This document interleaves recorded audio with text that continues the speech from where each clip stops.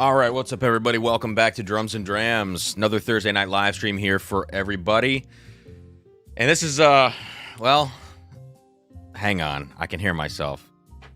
Crap, I always do this. Where is it playing? Okay. Anyways, tonight's live stream, a little different. A little more injured than previous live streams. Let's see if I can hike this up here. There we go. Got the old boot. Your boy fought a bull and broke his fifth metatarsal. So, you know, you should see the bull. All right. No, I fucking slipped down some stairs. And I'm tired. Look, I'll tell you this. First off, we have a fun night of whiskey ahead. If you're just now jumping in, please hit that like button. We've got tons of different stuff. It's going to be kind of an interesting night. We'll see which of these whiskeys is the one that makes my little foot feel better. I'll tell you this, though. I've broken a lot of bones in my body. I have never, but all when I was younger. And I've never gotten exhausted from breaking a bone. But I tell you what, breaking my foot, I feel like I have the exhaustion level of being sick, but I'm not sick. I'm just exhausted, and so that must be my body trying to heal itself. So obviously the best choice is to get on here and do a live stream. Yeah, Dustin, what's up, man? I don't know where I heard that story about fighting a bull. So, yeah. No giveaway tonight. Also, I want to just preface that. You can see the scroller thing at the bottom. Any super chats are just super chats. I'm not going to beg for money, but I will encourage you if you do want to support the channel. First and foremost, the best way to do that is not through a super chat here tonight. The best thing you could do is to jump in the Drums and Drams Patreon. We have almost 100 paid members in the Patreon. We have 150 total, but many of those guys are free members. I appreciate everybody paid or free, but I am trying to encourage people to at least jump into the $5 tier. It's a cup of coffee.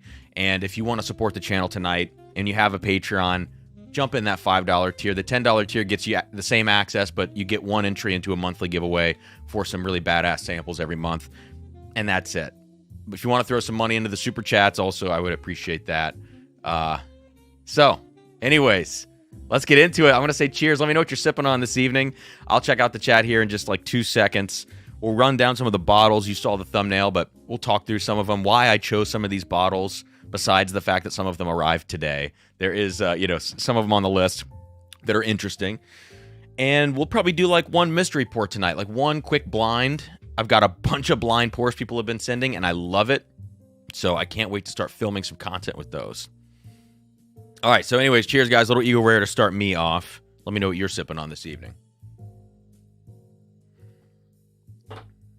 All right, well, look, I see this right away, and I got to pull this up. Paul Graham, thank you, man. Thank you for the $100 super chat. On Saturday, Paul, your box is going out, your second box. Sarah is helping me on Saturday bring all 16 boxes to FedEx that I have to drop off to officially be like done and dusted with all the giveaways that I've been behind on. I can't get them there myself in my current condition. I can walk around a little bit, but I'm definitely not super mobile right now. Paul, thank you, man. $100 super chat is so incredibly generous. Thank you so much. Cheers to that. Jeb says, rumor has it you tripped getting out of your leggings. Well, maybe I was getting my leggings off as I was going down my basement steps, you know?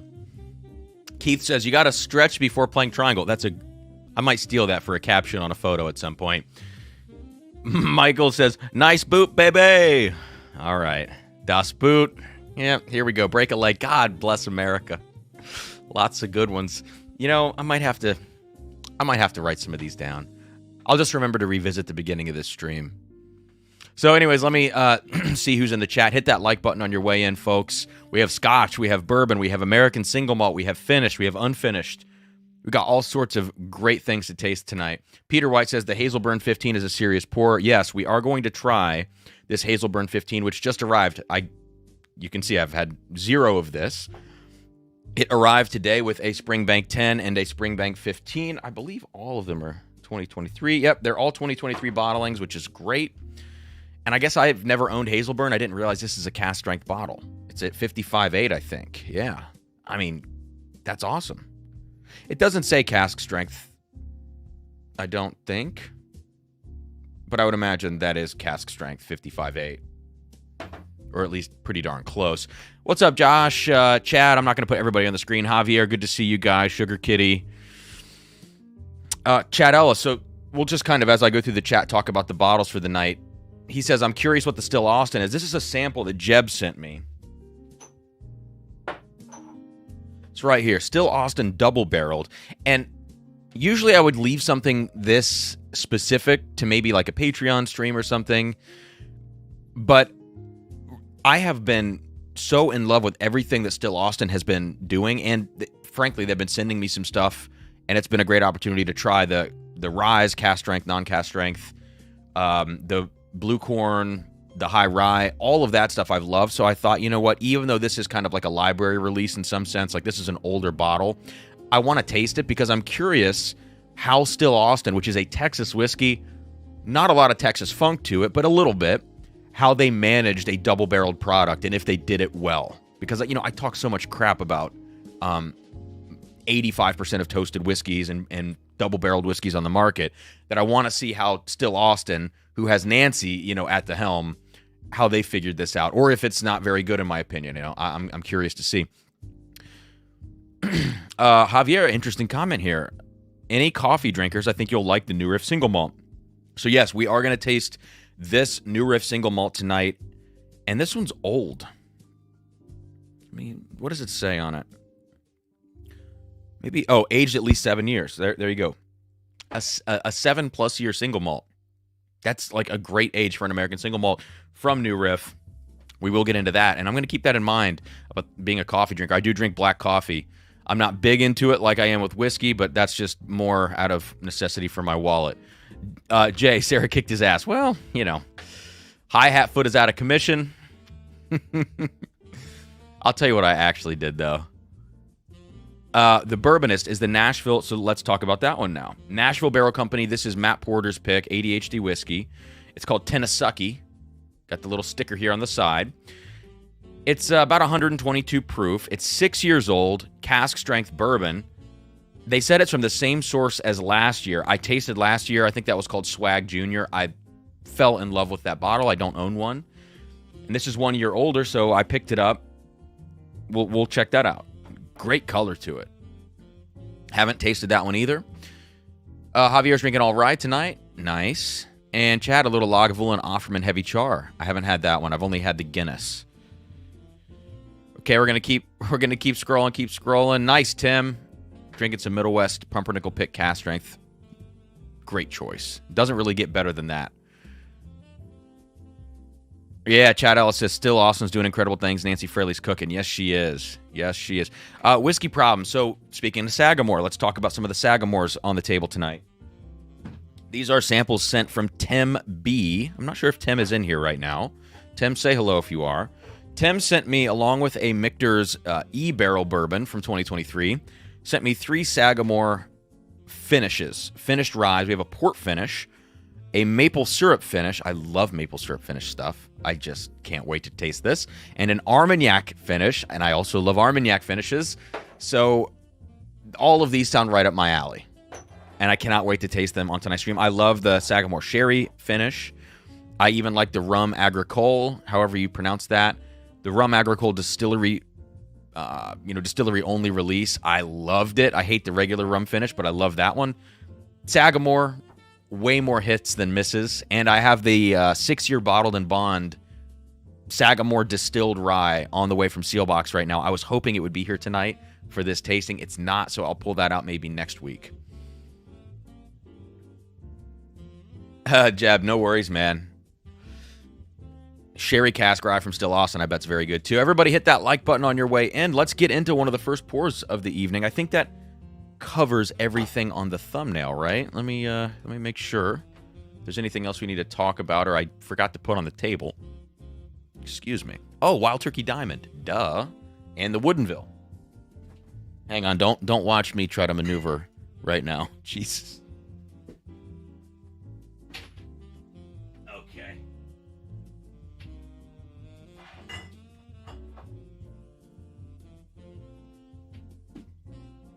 Okay. There we go. So we are going to taste a little, slight dusty action here with the Turkey Diamond. Let's go to that next, just to kind of start the night. It's low proof. And then we do have this Woodenville toasted applewood stave finish bourbon. So we got all sorts of stuff. I'm not going to go all bourbon to all scotch. We're going to alternate bourbon and scotch because selfishly, I don't want to lose all the bourbon viewers if I start doing scotch in the second half or the first half. So hopefully you'll stick around and we'll navigate between bourbon, scotch, finished, non-finished, and, stick around for everything. Spend your evening with Drums and Drams. So let's get into some of this wild turkey now.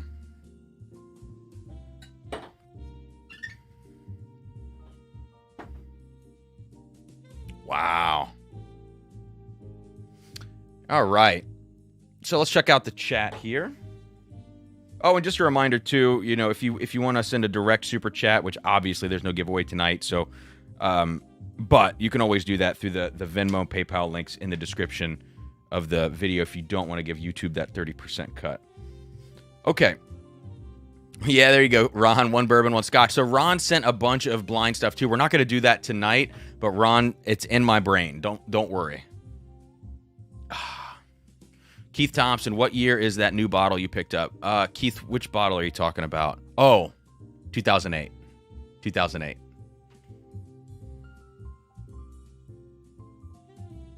Jay hit the thumb down. Fine. All right. Wild Turkey Diamond. What is this? 90 proof? 91 proof. And celebrating 60 years for Jimmy Russell, and it's a blend of 13 to 16 year bourbon. First thing you smell on the nose is a very nice, like, sweet, a sweet, bright cherry note, actually. So when you smell it, you do get a little bit of a dustiness on here, but because the proof is so low, it feels like there's a lot of water added to this to get it down to that 91 proof. The dusty thing kind of actually hangs out in the background, and the foreground of this whiskey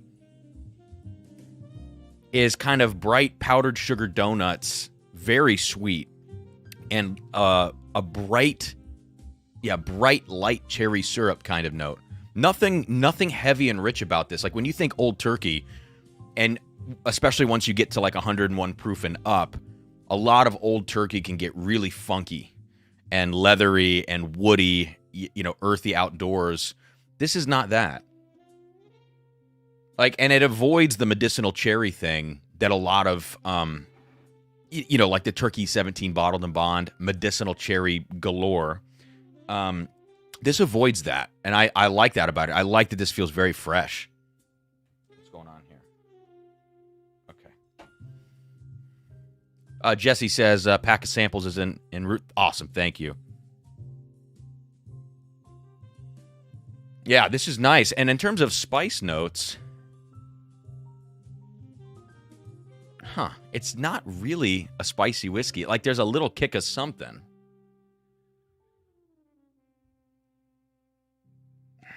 What do I want to call it? It's between, this is kind of maybe dumb to say. It's between sugar and brown sugar. Is there something between regular old table sugar and brown sugar? What's the in between? But that's not particularly spicy. All right, let's taste it.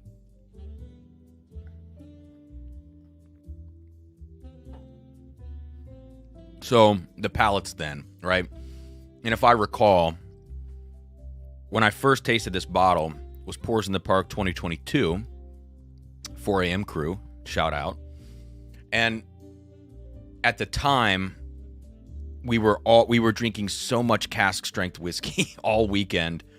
And so to kind of wind down with something like this at the end of the night, which has such sweetness, vanilla, I said powdered sugar donuts, like lighter, brighter sweetness, was kind of a nice change of pace. But I remember reading reviews of this back then, because this at that point had already been several years old, and people complained about it being thin, being kind of weak, and I agree with that. What's up, Matt Porter?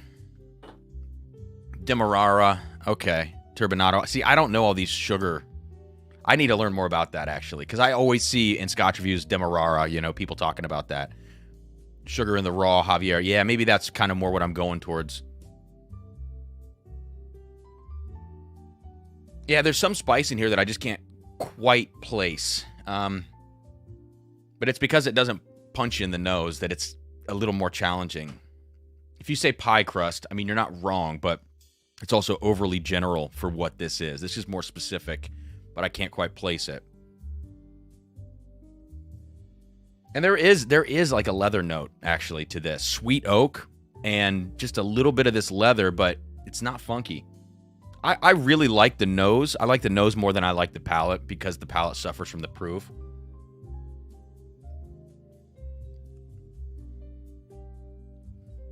And it has a little sourness as well. And I find that with a lot of older turkey products, you do start to get a little sourness. And it keeps things interesting more than it would detract. You know, I think some whiskey drinkers are going to get that sour. They're going to get a little tannin and freak out because there are some drinkers that just don't like that much oak influence. Understandable. But for me, I gravitate towards that. And so I think sour, like you get on a Knob Creek 12 or you get on this Diamond, I think sour makes things interesting. And I know sour is a weird way to describe whiskey, and I've had a lot of people, you know, in comment sections or things say, what are you talking about? Because I feel like people don't normally associate that, but sour for me can be a flavor. It can also be a feeling in the mouth, which usually for me comes from tannin, right? And so, yeah, it is what it is. I think it's a fair description, though. Jesse, how does the Diamond... Oh, you're going to really make me get up and get that bottle? Hang on. Okay.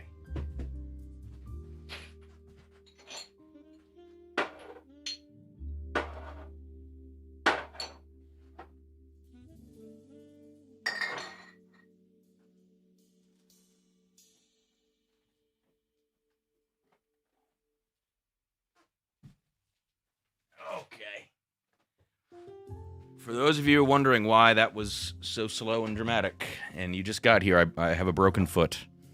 I broke my little foot. Vlad says, well, it is sour mash. Did you guys... So I actually watched Ralphie's review of the Wild Turkey Rare Breed. Like, speak of the devil with all the turkey stuff. I watched Ralphie's review of Rare Breed from... It may have even been yesterday or the other day. And he mentioned, like, something about sour mash. And people in the comments, you know, were letting him know sour mash does not mean that the flavor is sour. It has to do with the reusing of grains from the previous distillation run. Anyways, that's kind of a funny, timely thing to say, but I don't think that's necessarily it. Let's see. Let's see. Jay, let's see how many times we can get Cam to get up. No, thank you, Jay. All right, I need to get a dump cup. And get up again. No, this one's just right over here. Okay, so we're going to use the Matt Madness Aged in Ore as a dump cup for the evening. Cheers, guys. Let me know what you're sipping on tonight. If anybody's found anything good, I know a couple people have mentioned to me that they've been finding the new Jack Daniel's 12, the new batch, and the new batch of Jack Daniel's 10. So batch 2 for the 12 and batch 3 for the 10. And I believe somebody might be sending those my way. I need to go back and check if it was that or just mentioning that they picked it up. But anyways, Mike, yeah, Ralphie just did a Rare Breed review. He actually did 2 recently, but this last one was because it was voted something for the Online Scotch Whisky Awards. I don't remember what the title was, but yeah, I watched most of the review. I mean, you know, Ralphie's reviews go on for a little while. I have to be really in the mood to dissect something, but I love when he just starts talking about stuff, you know, especially Scotch. With American whiskey, sometimes he will, like when he talks about sour mash, he'll get these things wrong, and understandably so. But I love listening to his, you know, his thoughts on Scotch. Jeb, James E. Pepper Barrel Strength, can't stop reaching for it. So I've got one of these coming from Devin, which I'm very excited for. And Devin's being super generous and gifting it to the channel. So shout out to Devin and thank you. I think that'll be next weekend.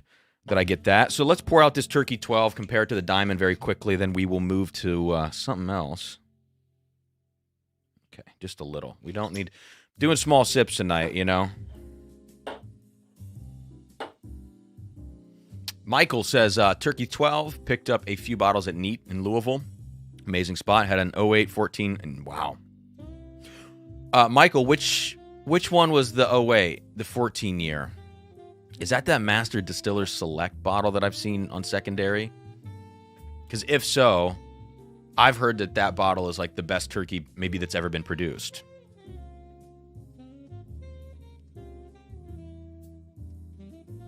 All right, so Turkey 12. Again, on this one you get a lot more grape. Yeah. The Turkey 12, a lot more grape on this. In your face, Big League Chew. I mean, really between Buffalo Trace and MGP grape notes. But the initial problem I had with the Turkey 12 when I was being very critical of it, I love the bottle, as you can see. I'm killing this thing. But if I had to complain about it, I would complain about the fact that it feels a little tight on the nose. It's a little white pepper, alcohol forward, even with the deep, rich flavors. And some people are going to say that that's not true. Fair. But I think it's a little closed off on the nose. And profile-wise, it's darker. So it feels younger on the top notes, darker on the bottom. So it's a little bit more, again, I would use the word stratified for that. The profile feels more pulled in both directions. Whereas the Diamond is like rich, round, very sweet, but delicate. It smells like it's going to just glide over the palate and be silky, which is how it drinks. Yeah, but it's still just too short-lived. And then I'll taste the Turkey 12 now. A little chocolate on that last sip of the Diamond. So that's nice. Oh, no, Matt Porter. Jack 12 is a dramatic drop-off from last year. No! Shoot. Well, thank you for saving me some money.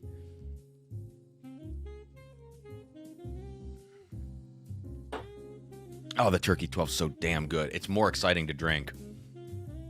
So this is a mood thing.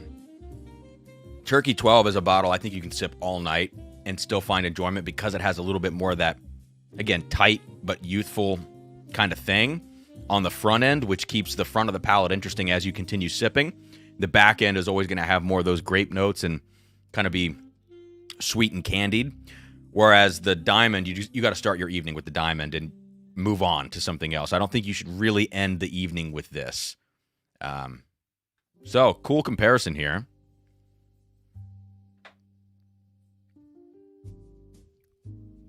Peter says, feel free to dump the leftover Hazelburn in a sample for me. So Peter said something earlier that I caught.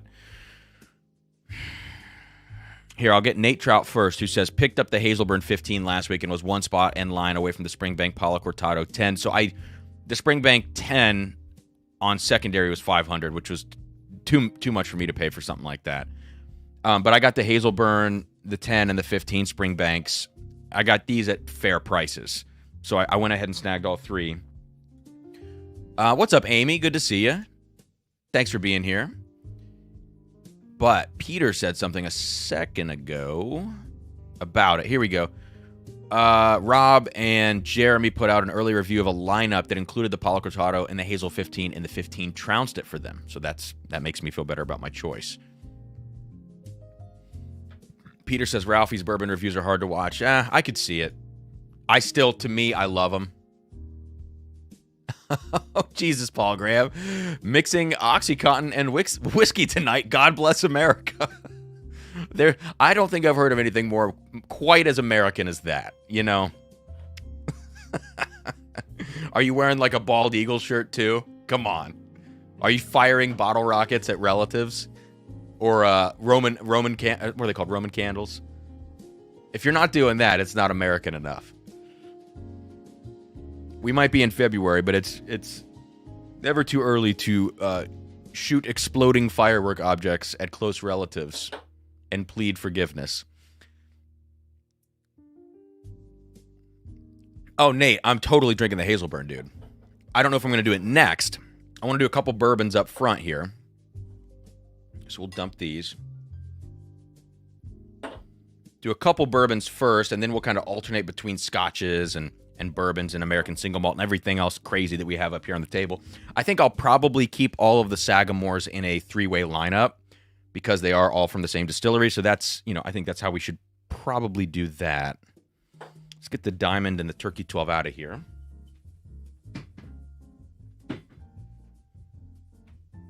Jesse, American equals redneck. Well, look. I do feel like I can say that. For at least for part of my life, my family has some of that in it. Let's just put it that way. And for part of my life, I definitely experienced that. And anyways.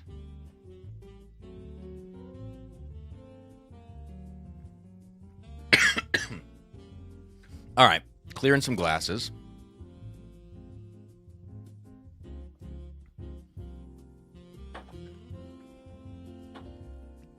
Oh, by the way, voice crack. Broken foot, broken voice. All right. Tuesday night, the Junkies live stream with Chris Hart. Did anybody catch that? I had to jump in and say some shit about micro batches at some point. But I did think, I thought that was like a really enjoyable live stream. I had a lot of fun. I think I listened to maybe the back half of it because I was doing something Tuesday night. Coming back from somewhere. Oh, I did a gear rental that night, and I was picking up some gear that I'd rented out for the day. And on the way home, I started listening to it, and I thought I really enjoyed it. But it was funny when Chris was like, "Oh yeah, of course, there's differences in this." And when he was like, when he basically said he thinks that 13th Colony is staving things, I was like, I'm glad he just came out and said it. And didn't tiptoe around what he thought. I thought that was awesome. It was a really fun live stream in my opinion. So let's taste something that made it onto Fred Minnick's top 100 list, I believe. I don't know where this finished. If anybody knows in the chat or can look it up quickly, that would be great. But this is the Woodenville Toasted Applewood Stave finish. Let's see what it says on the back. Starts with corn, rye, barley. Okay. After the whiskey is fully matured, we add staves of toasted applewood. This adds depth and richness. Apple and berry on the blah, blah, blah. I don't want to read the tasting notes. But it doesn't give an age. It's at least 4 years old. 100 proof with toasted applewood. And this is not like a staving that I'm used to. I don't really know what to expect on this. I have not put this in a glass and tasted it. I've only smelled it off the neck of the bottle, and that's a pretty cheap imitation for actually getting it in the glass. So let's see what happens here.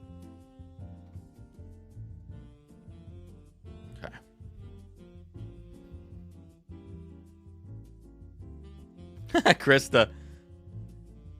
Cam, please say your disclaimer now, saying you're not responsible for any deaths and or injuries from Roman candles or bottle rockets. Guys, I am not responsible for any deaths and or injuries from Roman candles or bottle rockets. There we go. Sugar Kitty says... a lot of Woodenville is about 5 to 6 years. Chad says Frederick had it at 25. Okay. Wow, that's pretty high. Did that beat Discovery 11? Like, what are some notable things that this beat? Not like at the bottom. I know Maker Cellar Age was at the bottom in the 80s. But, like, what was right around this that would be kind of controversial that it beat, would you say? Huh. Berry is right. Like, the two notes I saw in here before I stopped reading was apple and berry. Berry is spot on. Cinnamon apple is where I would go with this. There is a farmy... Oh. Wow, this is like really opening up in the glass. And I think when you have a finished whiskey, especially a fresh bottle crack like this, where I've not really had anything out of the bottle, it is so good to get a finished whiskey out of the glass and give it some airtime because they do evolve. They evolve, in my opinion, more than a standard bourbon, standard rye. I think it needs this time. But it does have that Woodenville crafty farmy thing. Not to the uncomfortable level that maybe some Texas whiskeys would have, but if you know Woodenville, you kind of know the profile I'm talking about. It'd be E.H. Taylor barrel proof. Okay. Which I wasn't like... I mean, I like that whiskey. I didn't think it was incredible. What's going on at my front door here? Feels like there's a lot going on at my front door. Okay. Sorry, the Ring camera's going crazy. I usually have my notifications off during streams. Huh. Oh, man, there's something in here I can't place. Some sort of candy note that is... when you first nose this, all you get is craft, cinnamon apple, berry. That's like the only thing that you get. But it's opening up into some pretty nice notes, actually. And it doesn't carry with it that toasted bourbon profile of raw wood and like really harsh spice that you get on a lot of double oaked MGP stuff you see on the market. This maintains the core whiskey, even with the finish, even with the fact that the staves are, you know, these toasted staves.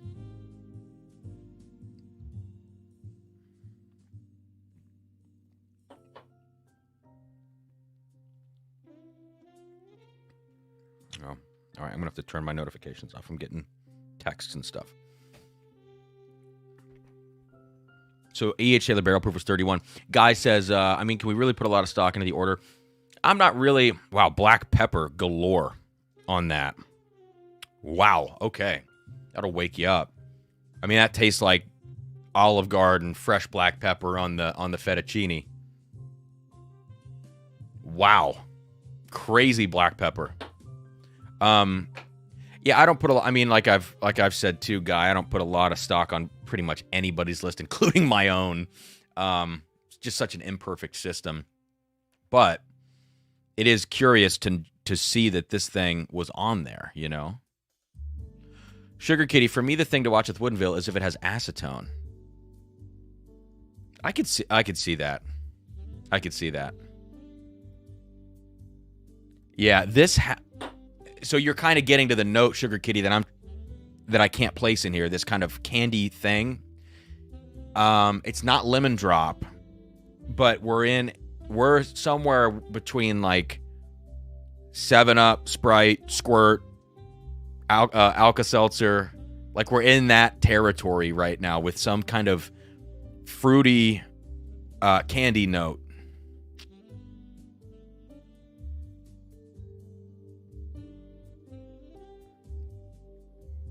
Well, you know, it is so black peppery now that I'm getting into it. I did not notice that at first. The drinking experience on this is kind of harsh. It pops up front. It's super spicy, a little bit bitter. And it doesn't blossom in the way that you would want something to that's this spicy on the front of the palate. It just kind of maintains the spice the whole time. And then it's always underneath it that the flavors are sitting. But the flavors never kind of blossom over the spice or something like that. And when a whiskey does that, it makes the actual profile feel muted by the spice. Excuse me, I got the old whiskey reflux.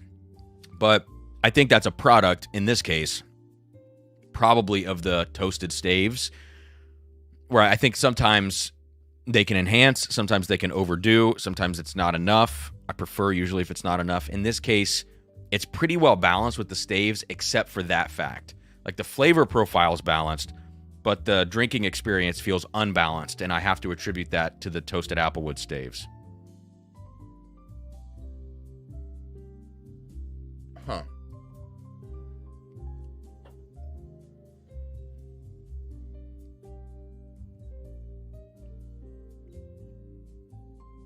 Yeah, the sweetness is weird. I actually, I kind of like this on the first sip, and it's just kind of getting worse. So, this is $100.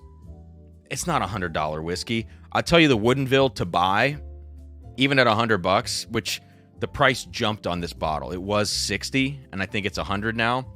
I'm telling you, if there's any Woodenville bottle in my book, it's the Moscatel finish. That is a special, special whiskey, in my opinion. You get enough base whiskey quality. There is a little craftiness. mind any of that because the Moscatel finish is so, so good. So that would be my Woodenville recommendation. I'll probably make a video about this. A Tale of Two Woodenvilles. That's probably what I'm going to call it. Because, yeah, that one just gets worse. And I think we're going to be done with that one now.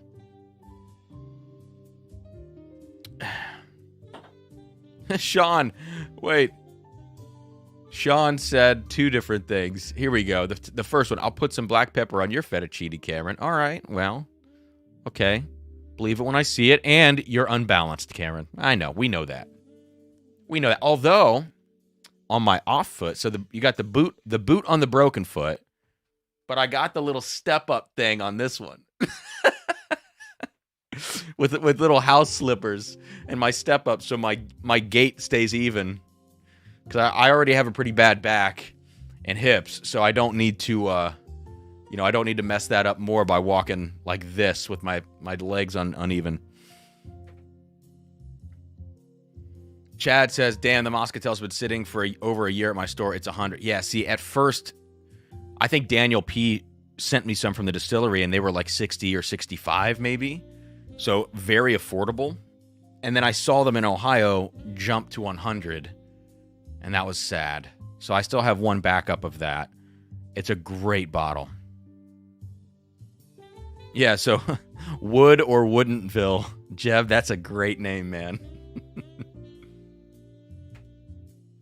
Hey, Matt Porter, if you're in here, could you... and if you know this, I'm not sure if you have this info. Mike is asking what the mash bill is on your Blue Run pick. He's about to crack it.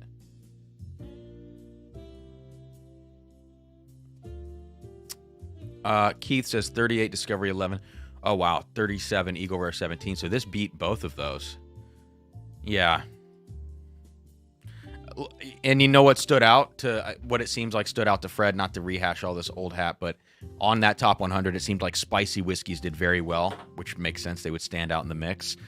And the Larceny barrel proofs that he loved, both of those have a lot of spice, even though they're wheaters. This Woodenville has a lot of spice. Eagle Rare 17, I would assume, does not. Discovery 11, very sweet whiskey. So, E.H. Taylor Barrel Proof 31, again, more sweet than spice on that. Yeah, all right. Bourbon Drop says, I get a nice blueberry note off of Woodenville. I love the picks, but the latest one that I grabbed isn't great. I haven't tried any of the bourbon picks. And I've heard some people talk about some of them being like cherry cola, big fruit notes. That sounds great. I just haven't had that experience. But the Moscatel I love. If I could taste the Moscatel at cask strength, I think I could die happy. Sean says, you have a riser on the other foot. Oh, my Lord, now that was worth the like. Look, you got to do it. I know I was at the orthopedic place at 8 a.m. this morning. Getting all kitted out. All right, where are we going next? So we've done Woodenville.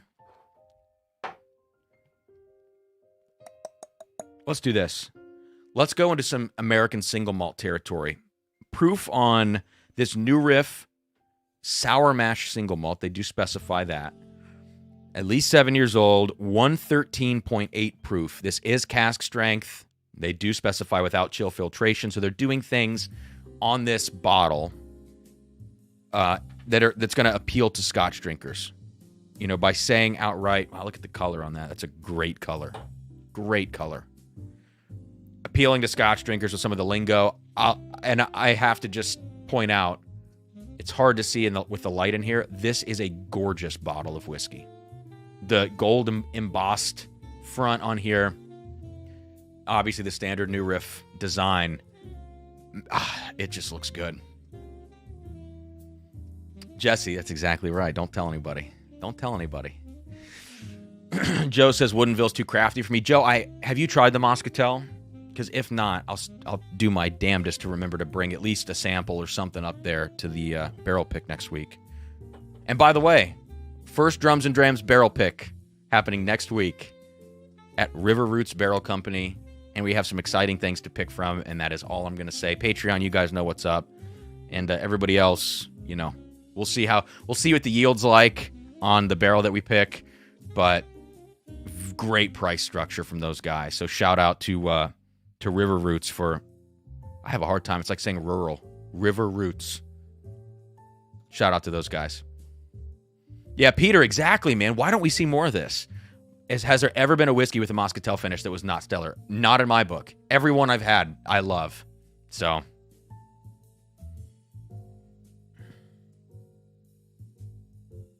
Wow. Okay. Let me read you the back of this. Our Sour Mash Single Malt is a provocative new riff on the hallowed traditions of malted barley, comprised of up to 6 different mash bills. So that's kind of crazy. And slowly matured in a multiplicity of cask types, this unprecedented whiskey welds old world inspiration to Kentucky's sour mash technique. Distilled in our column beer still and doubler, it weaves a wealth of malty flavors into oaken age. Okay, that's kind of I like that cheesy line, though. A bold new concept in the time-honored Kentucky whiskey regimen. Anything else on here of note? Oh, here you go. A sophisticated vatting of 5 unique malt whiskeys. Oh, my God. Encompassing 11 different malted barley varieties and a multitude of cask types. So that does 2 things for me. One, it sets off alarm bells to say this might be a mess because there's so much going on here. 2, it does the opposite and says, hey, maybe this is going to be so complex and so interesting and layered that everybody should buy one. But that's a lot of different crap that's been put in here. It might not be crap. That's not what I mean. You know what I mean. Tim, who are your picks distributed through? This one is going to... I still need to talk to them to specify the distributor, but they said not to worry and that it was going to be... the shipping was going to be not a problem. So I'm not worrying, and I'm going to talk to him next week when we get there and get the specifics, but it sounds like I should not worry. In the future, I don't know how I'm going to approach it. I love Ryan Alves from Bourbon Outfitter. I have a very small relationship with him. We're not super tight. I don't know how I feel approaching him about the picks and stuff, being a smaller channel still. So I don't know. I don't know exactly how I'm going to do it, if it's going to be a per pick basis or if it's going to be something where I really try to partner with one person moving forward, unless there's just no possibility of that with a certain distillery. So TBD is the answer. We'll just kind of see what happens. Okay, Joe says I did have the Moscatel, but I can't get past the graininess. The OHLQ picks are better. Okay. I didn't try any of those. Keith, that will absolutely be a thing. Yeah, if whoever gets the pick, we'll do a taste along. That'll be fun. Yeah, Jesse, they really whipped out the thesaurus for that description. All right, so let's get this on the nose. First thing, watermelon. Big watermelon. A little urinal cake. There's a lot of stuff on the nose here, and it's screaming out. It's very obvious, which is cool. That also means, in some ways, it's not quite integrated enough for me. If it's very pointillistic on the nose, I can pick a lot of things out. So yeah, okay. Let me run this list down. Primary fruit note, watermelon. This first thing that hits me spice-wise is the same thing as the Woodenville. This is huge, fresh cracked black pepper. I'm going to go tangerine.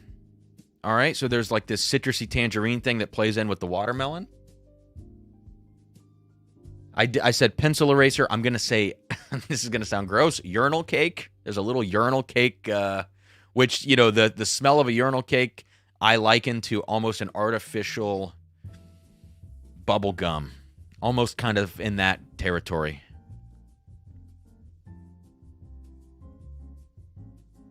Yeah, juicy fruit gum. This thing is all over the place. There's so much on the nose. But it has a little artificial thing in it, and it's bothering me. I love the complexity, but the artificial qualities are weird.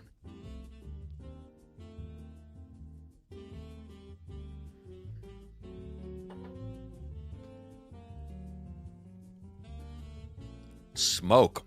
There's smoke in here. I don't know if some of this is peated. It's gotta be. It's gotta be. Yeah, the smoke and the black pepper is so prevalent throughout all of this. Wow. It's dry on the back end. But the best part about this is after the initial punch on the palate, when it starts to blossom, there's just this it's like when you see in a movie and the sky opens up and you go, "Ha!" It's like that. Like there's a little moment of that in the middle of the palate, I guess, where all of these flavors are just there. But I think it kind of suffers from all of the casks. The different things going in here. There's a lot going on. You know what I'm going to smell is this Hazelburn.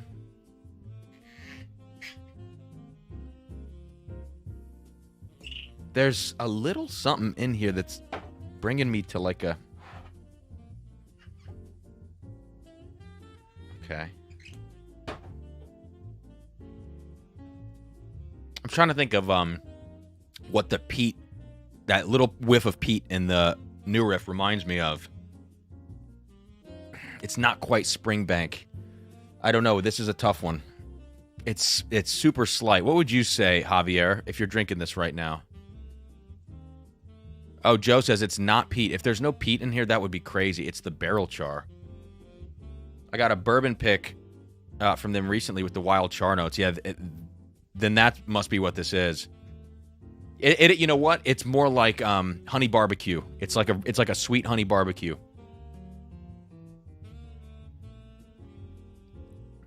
You know, I just can't say that I'm in love with this. It's a little confused. I think some people are really going to enjoy it because there's so much going on, and I should do my due diligence and throw a little bit of water in it, because when it does feel this disparate, I think some water may do it some good.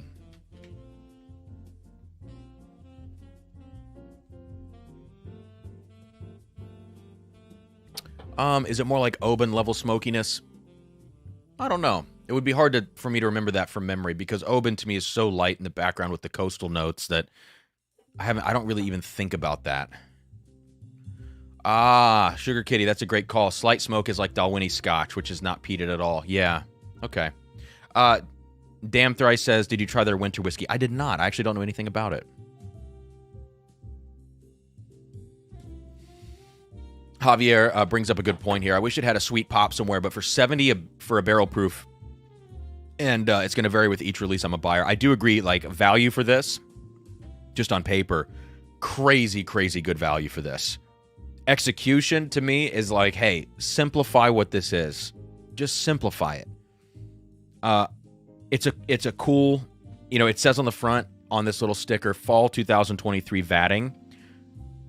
I hope that not every vatting of this has such a crazy cask combination. I would love to see them blend this more specifically, because with the age that it has on it, and with how strong the flavors are, just across the board, from sweet to spice to sour to savory to that little smokiness, with how much flavor is packed into this at a relatively modest proof point, 113.8,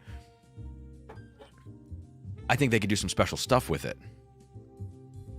Winter whiskey is a bourbon using oatmeal stout grains in the mash. Huh. I bet that's actually pretty darn good. I like a lot of their experimental stuff, like the blue corn that Will Molnar sent me. Oh man, what a great whiskey! And then there was a barrel proofer he sent me too, Silver something maybe, Silver Grove. Nate Trout, great point. Overfinished malt screams a lack of confidence in the distillate. Yeah, and I would love to see what this is like just in an ex-bourbon cask, you know? Oh, Javier likes the winter whiskey. Okay. And Nate Trout, urinal cake is a great note like mine for Ambarana. A child's leftover cinnamon toast crunch milk. 100%. All right, so with water, it brings out a lot of bitterness in the front of the palate, but I actually like the rest of it better. It tames down some of the unhinged, attacking, dry notes on the palate. So a little water goes a long way with this one, but it's still the front of the palate. It has the bitterness. It reminds me of not the tasting notes, but of the experience of Elijah Craig A124, where on the live stream Tuesday night when I smelled it, smelled fine. Taste it, immediately my face was like, oh, this has that same experience, just in its own way.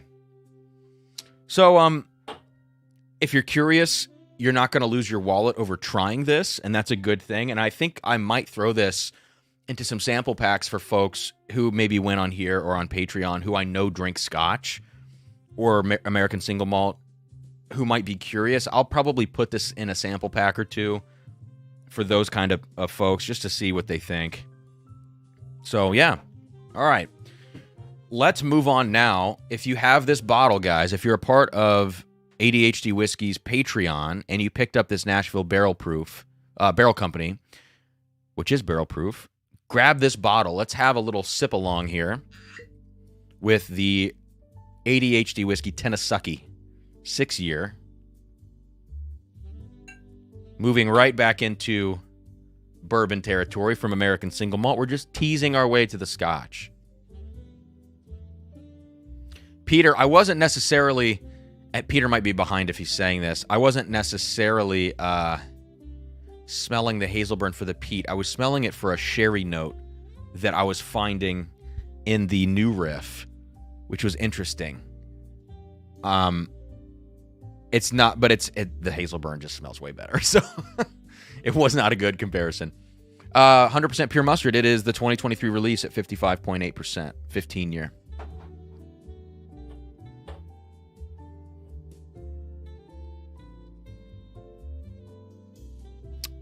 Jesse is, and by the way, guys, 106 in here. We're fluctuating on it with plus or minus 30 just about right now. But please hit that like button if you haven't already. Let's get some more folks hanging out tonight. Again, what did I call this? Wide-ranging whiskey night. That's kind of accurate. Jesse, is New Riff aging the single malt and used barrels? Probably, well, I mean, it's hard to tell. A lot of these American single malts are actually getting aged in new barrels, and it kind of pisses me off because of a lot of the issues with oak over the last couple years. Which, again, this was addressed in part on the Junkie stream this week with Chris Hart. And there was like some, talk of bourbon being allowed to age in used barrels, which goes against it, and I don't like that idea. I think it should be called something different. But American single malts, to me, it's tough, but it's like, it's not America's spirit in the same way that bourbon is. So I think that stuff should be prioritizing used barrels, not new barrels. It feels also capitalism. Do what you want, get the barrels that you can get, and like less regulation maybe. But in that case, it feels like don't take the barrels from bourbon.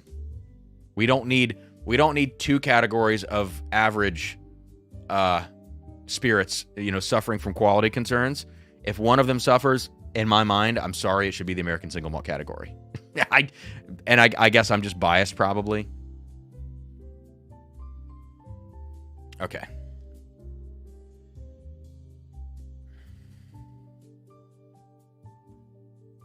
Let me get this off the screen now. Joe says, I have all these. Guess I'll be making you... Oh, man, you have all of these. Joe, I guess I'm going to have to bring you some samples, dude. It sounds like you've got some stuff, and you're being very generous. Guy says, curious what you think about the Tennesucky. Just cracked it. Okay. Nate, I would pour the Hazelburn out, let it open up for 20. Yeah, it's not a bad idea. Get a little pour of that out right now. Why not?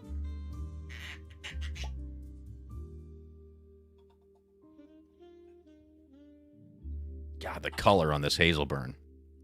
Oh.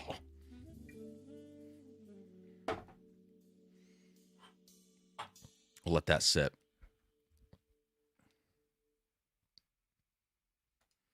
Yeah, Javier, a multiplicity of casks used in the single malt, they say. Paul says, I get a good amount of citrus on the back and the finish in the Tennesucky. Okay. All right. Cool.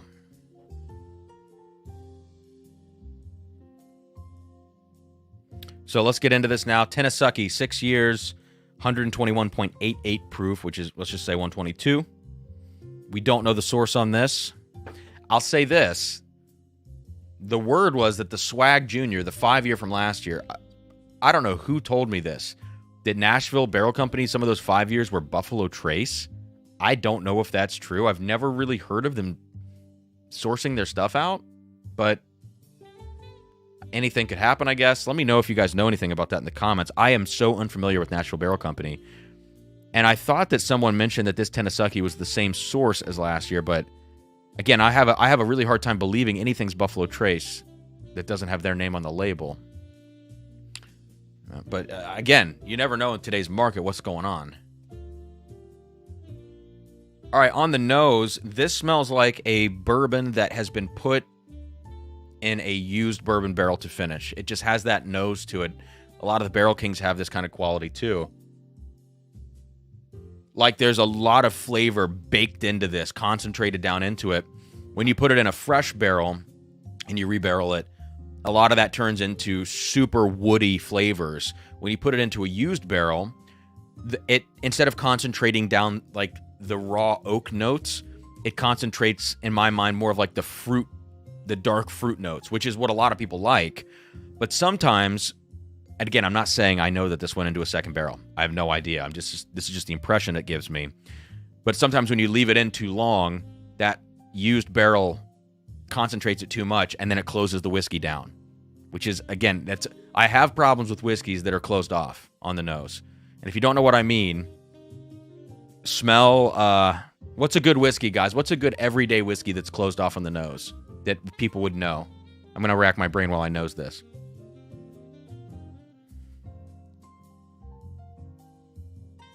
It smells good. It is citrusy. Like, the first thing I get is rich orange notes. You do smell grain. There is a corn grain note to it. But there's just big, syrupy, dark fruit notes. Like, it actually has kind of elements of, what would that be? 21% rye MGP bourbon, where it's a combination of cinnamon, dark cherry, some orange citrus notes that feels like that's all put together in a syrup. That's what this is like. Keith says, I think the 3000 series barrels are rumored to be Buffalo Trace. This is 5,108.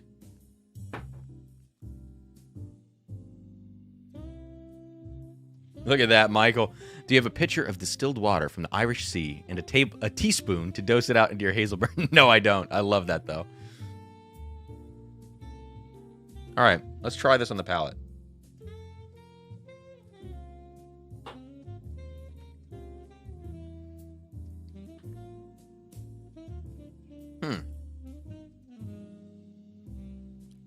I'm going to have to go back in on that for a second sip.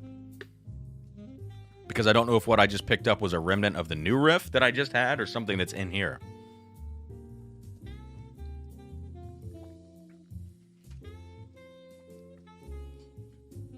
Oh, I think Sarah's home.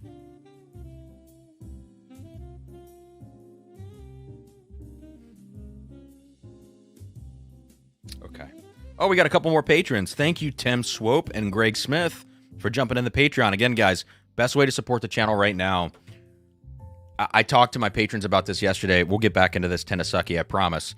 Is just that YouTube live streams, super chats, ad revenue, it's all so fluctuating, up and down, random, depends on the week. And if something goes wrong on the channel and I break my foot, and I put out a little less content in a week, the channel reflects that financially. And at this point, with the amount of time I'm putting into the channel, which is significant in my life, I would say it's around 30 hours a week probably, on top of having a full-time job.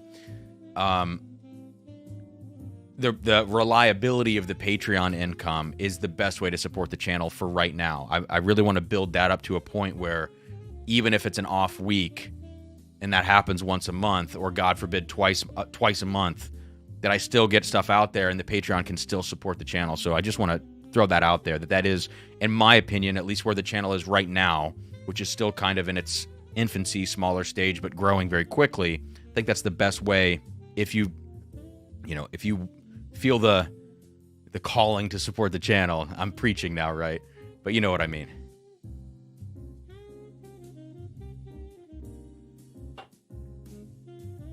Okay. There was a little leftover remnant on my palate of the new Riff, but there is a note in here that's similar. There's a big char note to this. I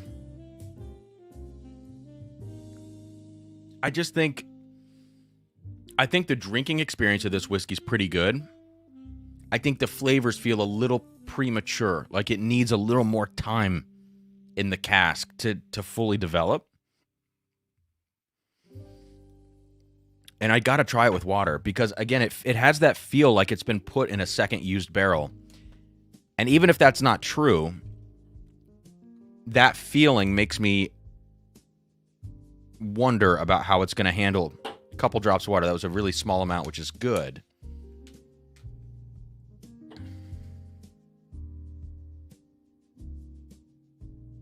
And there is, like, I'm getting an almond butter kind of note in here. It's not distinctly peanutty. But yeah, cinnamon, like, and I mentioned that it has some of those syrupy notes of 21% rye MGP, but obviously it's Kentucky. It's not MGP. Yeah, it has a little nuttiness.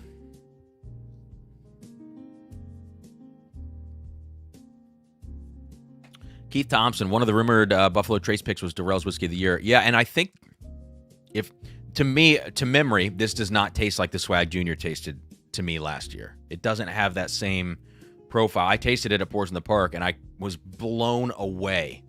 I can't remember who I was in the room with. It may have been Durrell, the Vascos. There were some other folks. It was a tight hotel room, I remember. It was not at the bottle share, and someone handed me this, and handed me the Swag Junior. It rocked my socks. It was crazy. Someone in the chat said, Guy said it feels like Beam. I could see that.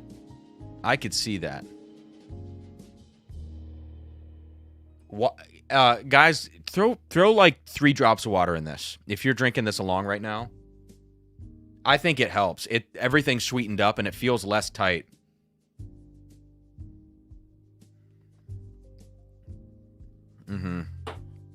Just a few drops of water helps it a lot. I feel like I don't know if my palate's off or if I am getting like a char note on this. Guy, are you getting that too? Like there's a little savory char thing on the back end. Or am I just shot from the Applewood and the New Riff single malt? Joe, it was your bottle. It was your bottle, dude. I was trying to think, like, I have it in my head, the memory of that room walking in. It was just a hotel room. And then, you know, it opens up to the right, and there was the table of bottles. And I remember standing there. It was your bottle. God, I'm an idiot.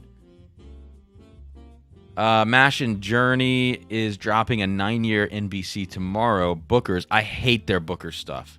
The Booker stuff is...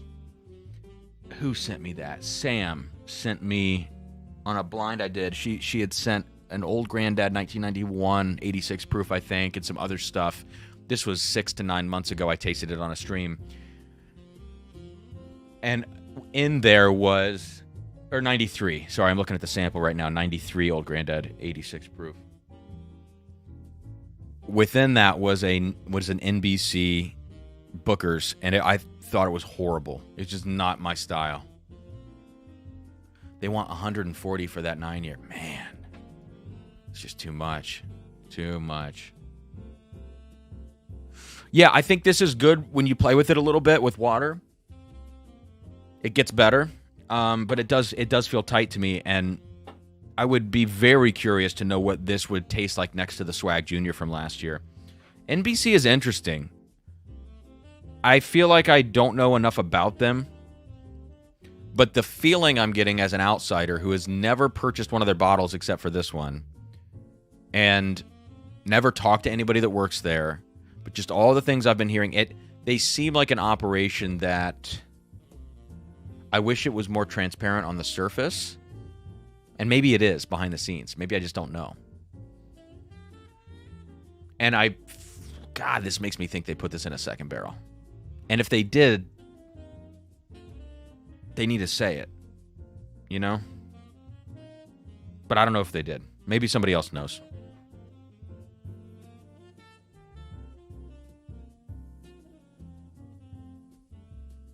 Paul P. I picked up 2 7 years last weekend that are terrific.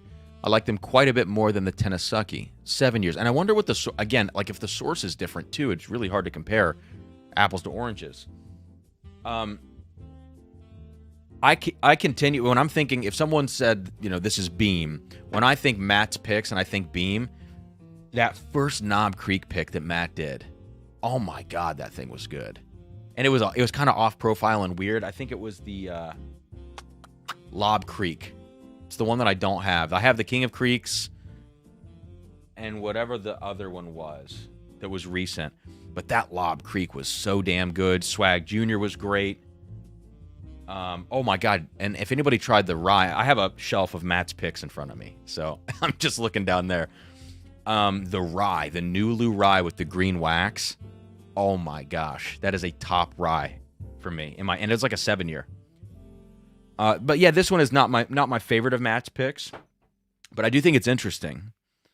And I think playing with water is the right idea. Keith, I think they rebarrel a lot. They might even be open about it. Okay. Yeah, I wasn't sure. I mean, but if you are going to rebarrel, you got to put it on the label. You just got to. Because I'm not sure that you can... I'm not sure if you rebarrel, can you still... You need to call that straight bourbon rebarreled, right? Like, I don't think you can just call that straight bourbon. Can you?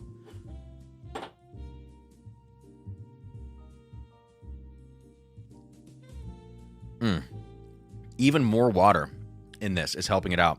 I'm telling you guys, bring it down to proof. It really needs that. Okay. What's up, Travis? Good to see you, dude. Yeah, Chad, transparency is all we ask. I agree. Joe, I do have the ADHD fishing rye. Yeah, that's a hell of a bottle. Hell of a bottle. What else is down there? I have the apple brandy Nulu. Both of them. The first and the second. The second one is lights out. I have a honey. That's not Matt's. That's not a Matt pick. Oh, the Jack Daniels was good. And then I have the first Whiskey King down there, I think. I don't have 2 and 3, and I'm kicking myself that I didn't buy those. Oh, the Boulder pick. The Boulder pick might be my favorite pick that Matt's ever done. That pick is so fucking good. Whiskey Problem says if you rebarrel into a new barrel, you don't have to disclose it. Right. If you rebarrel into a used barrel, yes, you have to say so. Okay. Huh. Nate Trout, yes, I have had it might have been a 2019 bottling of Springbank 15. I've only had one. I killed it. And the rest of that bottle I have in a flask, but the sample's tainted because all of my flasks tainted all of my whiskey samples. And I have been holding off on making that video until I get in. I have a box of sample bottles coming right now that have the foam caps because I'm going to set up an experiment and I'm going to check back in 6 months and at a year and make new videos where I taste these things from this experiment. I'm going to have some controls. I'm going to have foam caps standing up, foam caps on their sides. I'm going to buy a fresh bottle of whiskey to pour into all of it, and I'm going to track it, but I'm going to set that experiment up in the video that I release talking about these foam cap sample bottles and flasks that taint whiskey. And unfortunately, my Springbank 15 is toast, along with everything else that's on that shelf that's been put into those 100 milliliter flasks. But we can get into this tonight. I didn't plan on it, but we absolutely can. Yeah, Javier, this I got these in today, and I just immediately popped them open. No need to wait.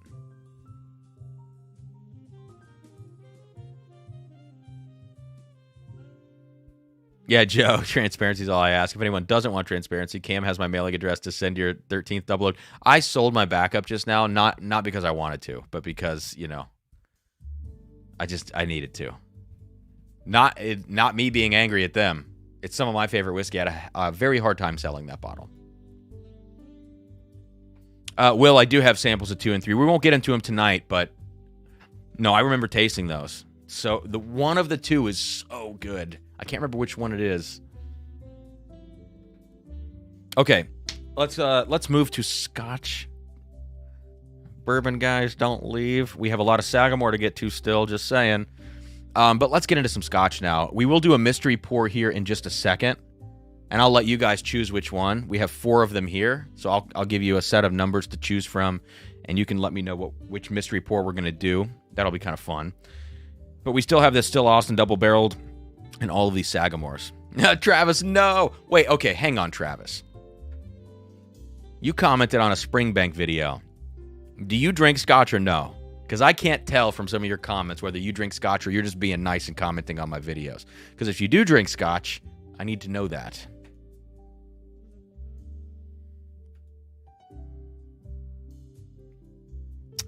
Pink Dan, I actually don't know this. Does an old cork contribute to the dusty note of old whiskeys? I can't imagine that it does unless it's a tainted cork. You know, then it will definitely contribute something. Travis says I did. I'm just joking. Okay. Michael, if I owned a long white coat, maybe I would.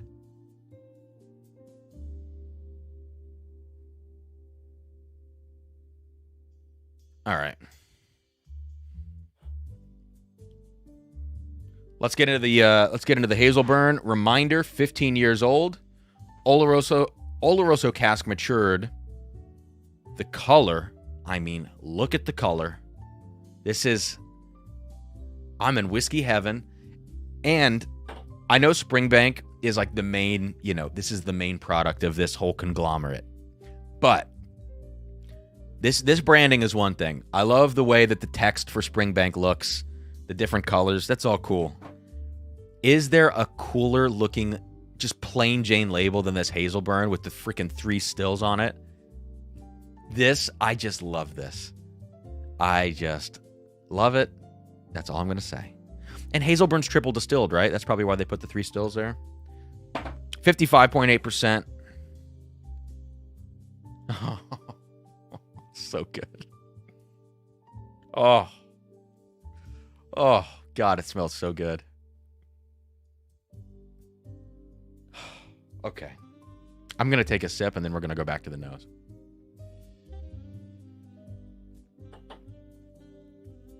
Oh. Oh, my God. Oh, my God. This is so good, guys. Oh, all right. So this reminds me of the, older Glendronachs. I have all the ones that you see back here. These are all pretty old bottles. They've been open for 3 to 4 years now. No, let's say probably 3 years for all of them. And they're all older bottles, and the age statement says it's, part of that whole thing. And my 15 years, an older 15, I can't remember exactly how old it is, but this reminds me of the amount of sherry influence somewhere between the 15-year right there and the 18-year right there. That 18 is actually 22, I want to say. The 15, I can't remember. This sherry influence is it reminds me of the Glendronach sherry, which is a little bit. There's a lot of great freshness to this, but there's also earthy soil, dark elements to it. It's an earthier sherry in some ways. This has that. So great fresh top note, kind of a strawberry jam. Yeah. Like a strawberry jam. I said this note earlier, powdered sugar donut. If we're going scotch, we'll say confectioner sugar. Oh, and there is a ginger note in here as well. But the nose is so lively, bursting out of the glass and fresh. It's not closed off at all, 55.8. It's accessible. All right.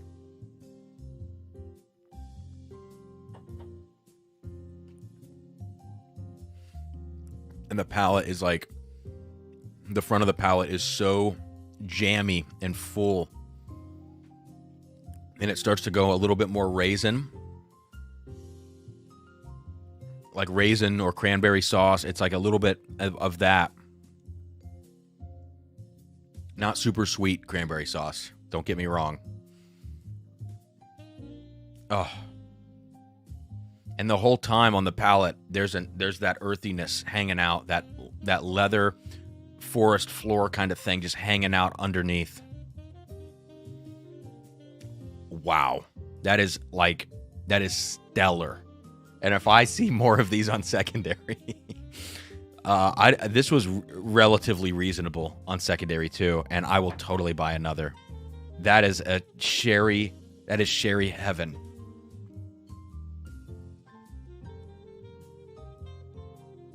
Oh my God. Dunnage Funk, says Mike B. Yeah, and I have no frame of reference for that. I can't wait to go to Scotland one of these days and experience what that's like. That's right. Long Road double distilled, Springbank 2.5 times, and Hazelburn is triple. Thanks, Nate. Man, that is some phenomenal whiskey. and what's so great about it is the proof point, because if I'll throw some water in it here in a second, and I'm sure it's going to do some great things to it.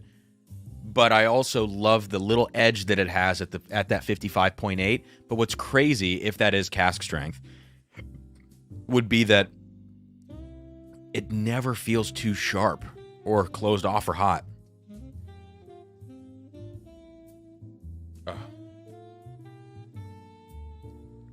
Oh my God. Front of the palate now is orange peel. It has this little citrus. Have you ever had like lime salt? When you do like tequila shots, have you ever had like lime salt? It has actually a little bit of a lime salt note on the front of the palate now. This like citric acid kind of thing. Very cool. I'm so happy. Oh, this is like whiskey of the night right here. This makes me so happy. God. Okay.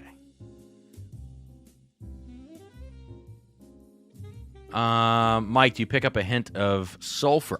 I'm not picking that up. I mean, if you want to find it, I think you could probably convince yourself that it's there. And if you really truly did find it, Mike, I'm not calling you crazy.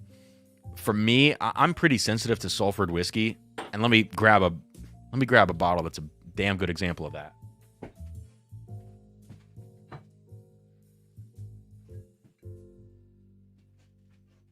(2023) Mac 18. Come on. What is this shit? It's horrible. I think this is terrible. Honest to God, I think this is not good. The nose sucks. Sorry.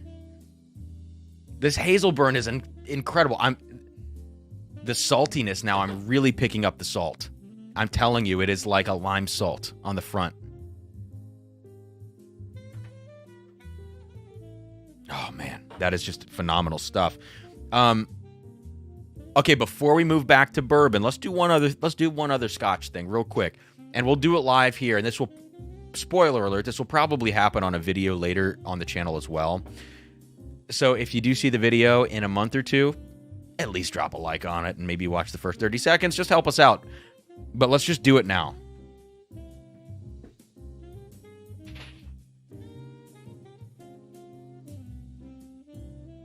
Oh, God. Okay.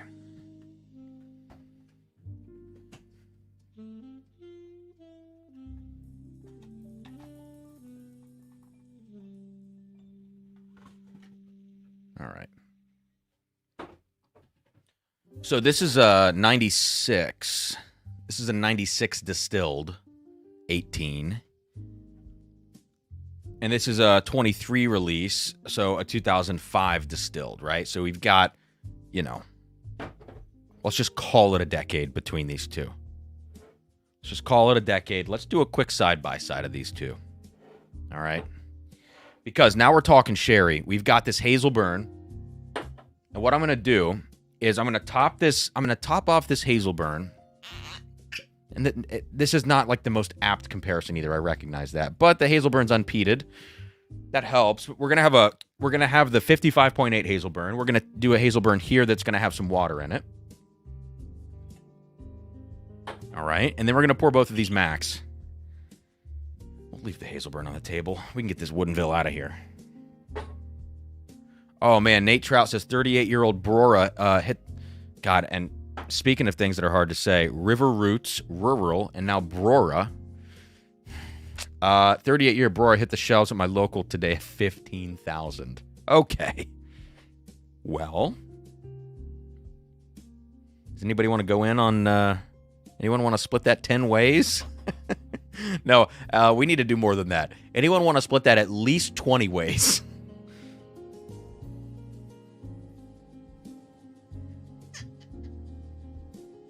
Travis, did you run through that brandy bottle? If so, sorry, I missed it. Which brandy bottle? Did I have a... I don't think I had a brandy tonight. Which brandy? All right, there we go, Mac 18. That's a dusty-looking glass.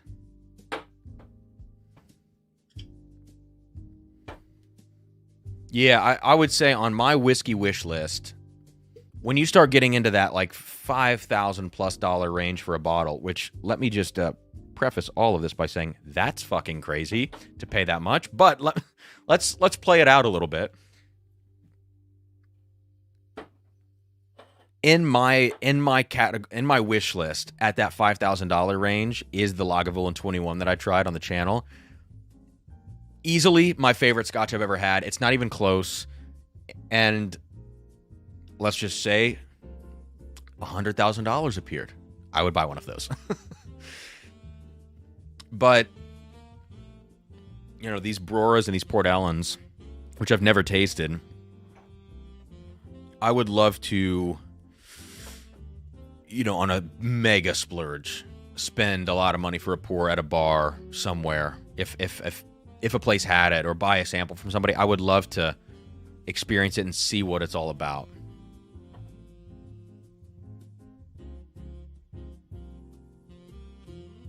Oh, Travis, that King's, the King's brandy. Yeah, I don't know where that's at right now, Travis.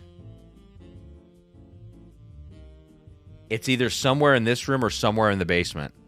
A bunch of my bottles just moved in the last 2 weeks because I'm selling a bunch of open stuff up here.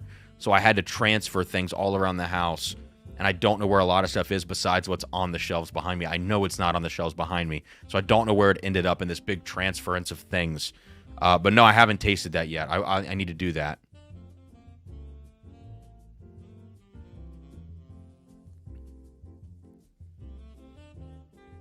Mike says, I have a 1986 Laga 21. It's yours for... You have the 8... so is that was 1 year later then? Than the 85 that I tried. So, I mean, I don't know how all those old releases worked. Definitely not for 100K.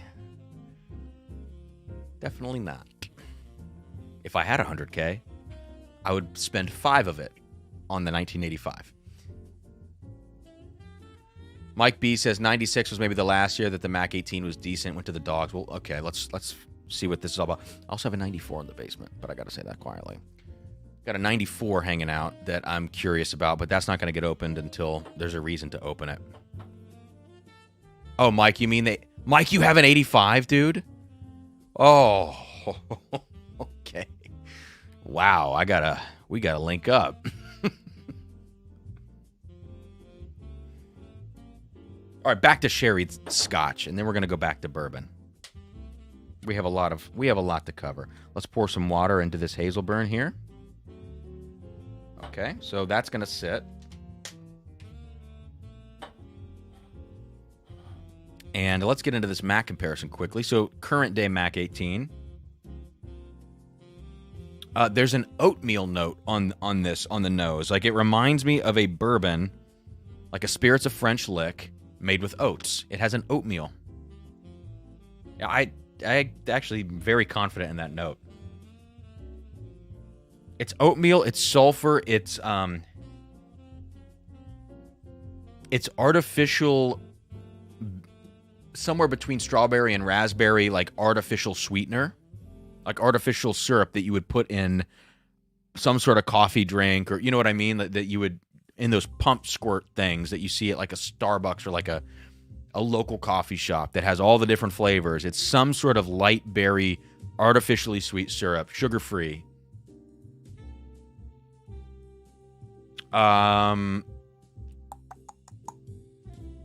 trying to... Am I going to be specific with what kind of, like, rubber note I'm getting? No. Some sort of rubber note. But it just feels watery and like you put all of the flavors into, like you blended all these flavors together and then you just, what do I want to say? Like everything's falling out of, the flavors are just falling out of suspension, maybe is the way I want to put it. Like it just feels like it's falling apart in the glass. It's too watered down, it's falling apart. Because it feels, God, sorry for all the way I'm going to say, it feels unstable. Like it's not holding itself together even in the glass.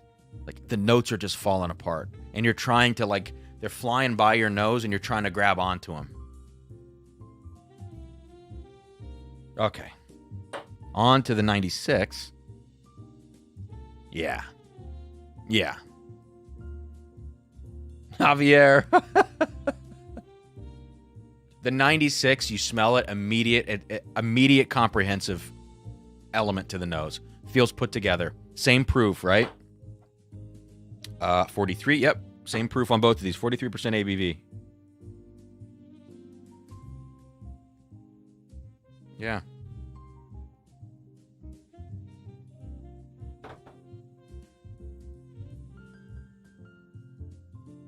This is more like straight up, if you say straight up sherry matured scotch, yes, but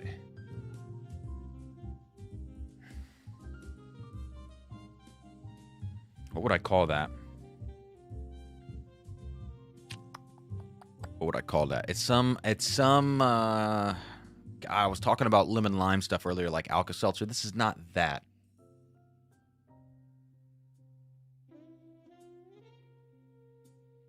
It's like peaches. Yeah, it's like peaches, big sherry notes. Again, I'm going to go with ginger, which I got on the Hazelburn.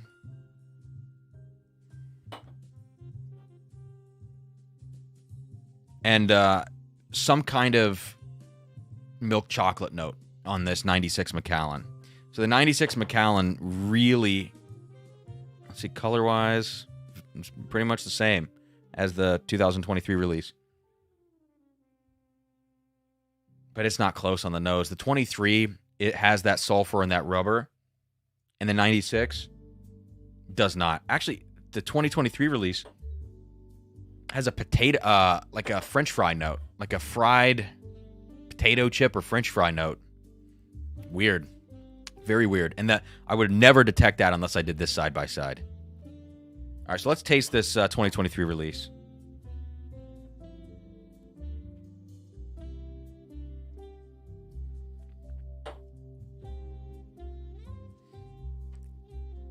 Super relaxed. Very gentle on the palate, actually. And all things considered, from the nose, which I hated, the palate development on this is pretty darn good for what it is. You think about whether the price tag on this, is this a $350 to $400 bottle? Nowhere on God's green earth should anybody pay that for this. No. Like, you can probably do better for $70. I would say. All right. Now this 96. And the 96 has that funk. And if somebody told me that this funk is what Dunnage Warehouse funk, you know what I mean? If you said that that's what this is, I would go, okay, I understand what you mean. It's kind of this same thing as the Hazelburn. The reason I thought of this bottle, specifically this 96, after drinking the Hazelburn was because I got that kind of forest floor earth note to it. And I thought, oh, Macallan, the 96 bottle has that.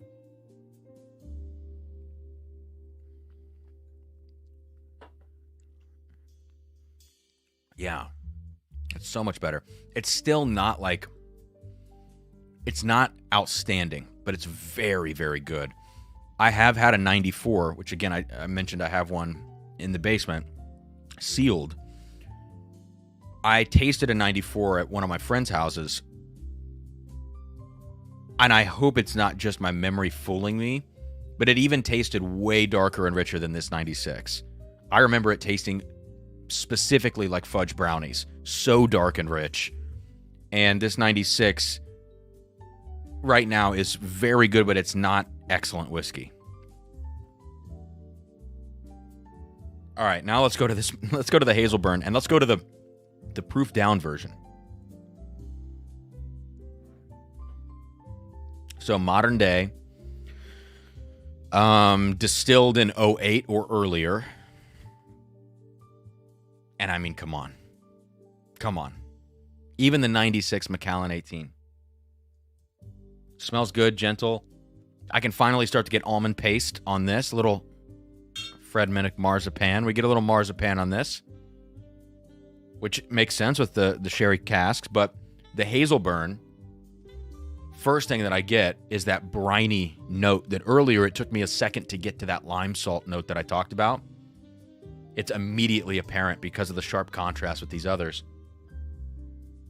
Oh, it's so good. Let me smell the full, the at-proof version. The at-proof version's even better, actually. I'll put a little more water in this and then taste it. Travis says, "Does good whiskey make the hoot furt less?" Is what I was gonna say. The foot hurt less. Yes, it does. Quite nice. A nice result.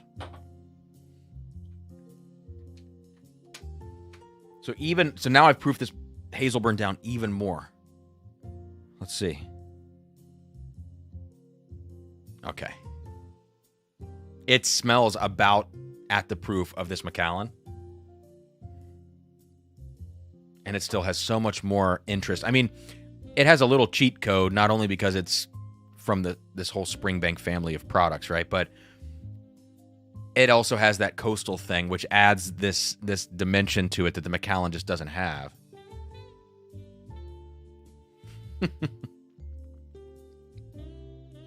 Wow. And the sherry casks are just as good, if not better, than these casks that Macallan 96 used. But, man.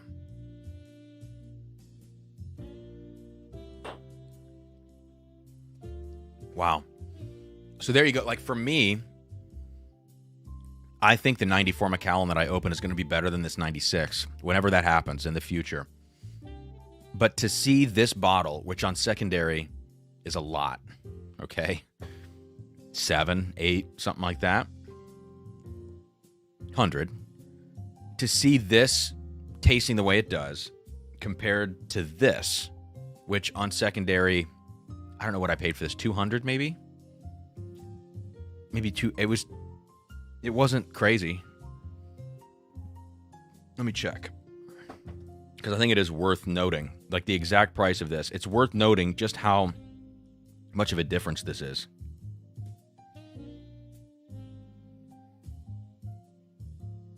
Okay. People want, $215, and they're not even moving at $215 for this Hazelburn. What is SRP on the Hazelburn? Does anybody know? Let me see if it was in this other group where I picked this up.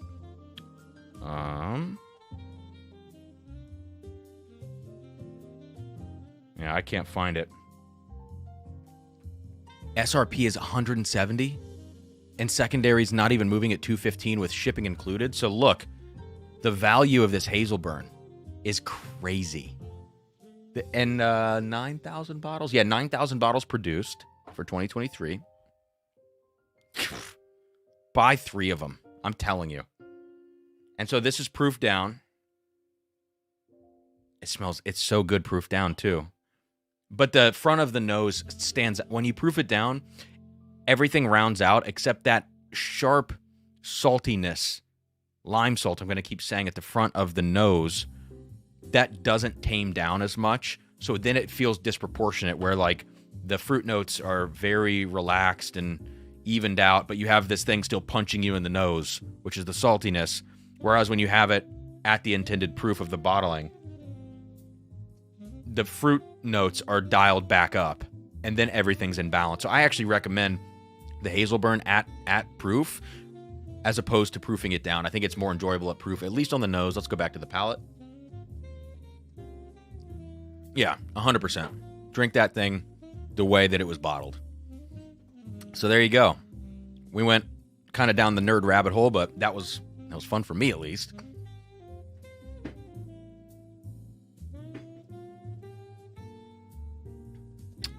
Peter says older Macallan used Paxaret. What is that, Peter? Mike, I just got a Bunnahabhain Cask Strength 2023 and a sample of the 2022, but I don't know if we should get into that right now.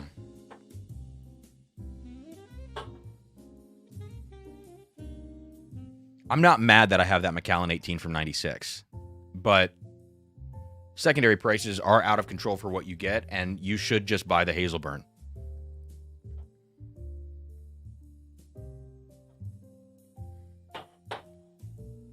Javier, so the 2022 was supposedly really good then, huh? I had no idea. Guys, I'm getting back into Scotch. This is all your fault. Javier, you're a big part of this. Damn it. And Mitch, Chun, and who else has sent me some Scotch samples recently? Lito's sending me stuff. You guys, this is all your fault. This is all your freaking fault. Enablers. Okay. Moving on. Let's go to some American whiskeys. Let's go to a trifecta. Because I think the Still Austin is probably going to need to happen last. Just given the proof point, given the fact that it's Texas whiskey that's double-barreled. That's crazy. I think we can probably skip the Springbank 10 and 15s tonight. Check the phone one more time, make sure we're all good. Jeb sent me something.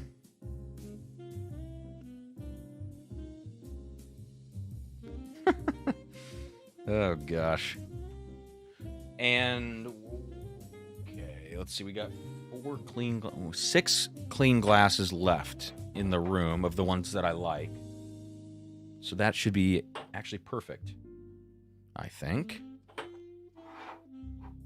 So here we go. A Sagamore trifecta. Here is an Armagnac cask finish rye at 113 proof.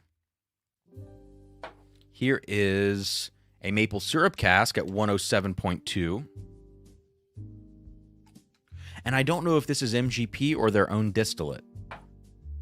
So if anybody knows in the comments or can look this up very quickly, that would be great. Oh, I love the color. There is nothing prettier. I'm going to say pretty, not because, okay. The color of a sherry bomb like this Hazelburn, which still, here, let me grab something crazy. Hang on. Let's see if I can even make it back here.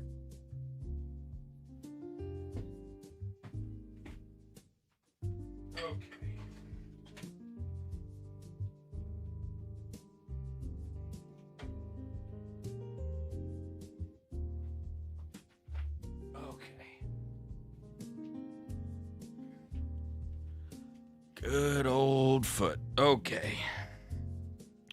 If you want to see, like, this is not a color I would consider pretty.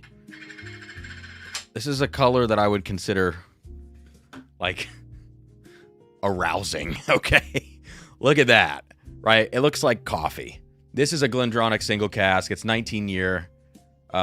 Finished in a, or not finished, sorry, matured in a sherry butt. Oloroso. Right? So that is, what did I say the word was? I don't know. Not pretty. Arousing. That's the word I used.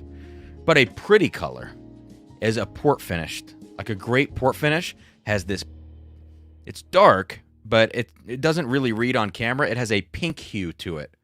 And I love the way a port finish looks. When it's got that little pink hue, it's like, that's a pretty whiskey. But stuff that's coffee or oil dark like this Glendronach, that's a different level.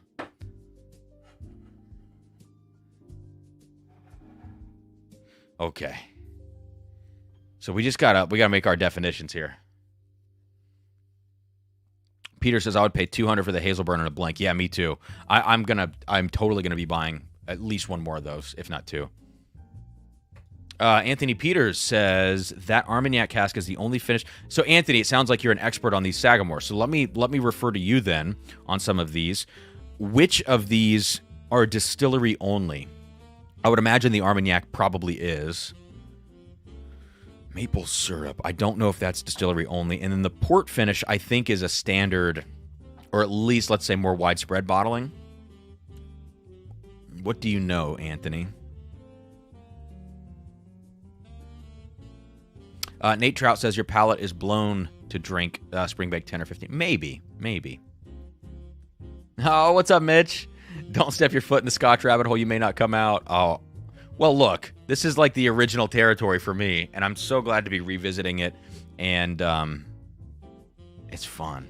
I missed it a lot. Peter White. So I think Peter White, guys, is pretty behind in the video if he's just now answering this, I think.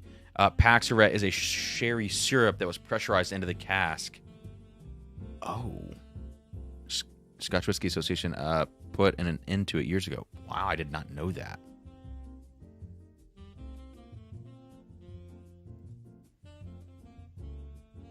Mike, yeah, this Glendronach is, I think it's probably about as dark as 13th Colony. I mean, if not, it's damn close. No, you can see through it. It is a more shallow bottle, but as I hold it up to the light, I can still see through it. This is an all-time bottle for me. It's a little overdone, frankly, but the coffee notes on this. Oh my god. I got really lucky buying this. It was maybe the most expensive bottle at that time I had ever purchased from Astor Wine and Spirits in New York. Early pandemic days, and I wish I would have bought a case of them. I mean, it's that good. So Mike says port cask is limited to Maryland, I believe. Michael, you can dye Scotch. Yeah, but this one is not that. This is not that. I'm sure it says on here.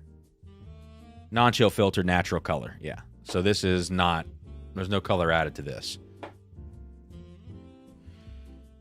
Anthony Peters, Armagnac cask is a barrel pick for sure. Oh, Benny's or Magruder's in D.C. Port finish is Maryland exclusive, and maple finish was Julio's in Massachusetts. Damn, so these are like, I didn't know that these were that limited. I apologize, guys, but I still want to taste them because Sagamore is just so good. And I wonder, Anthony, if these are MGP or their own distillate. I think I'll probably be able to tell if they're MGP, but I haven't had their own distillate, and I don't know what it tastes like.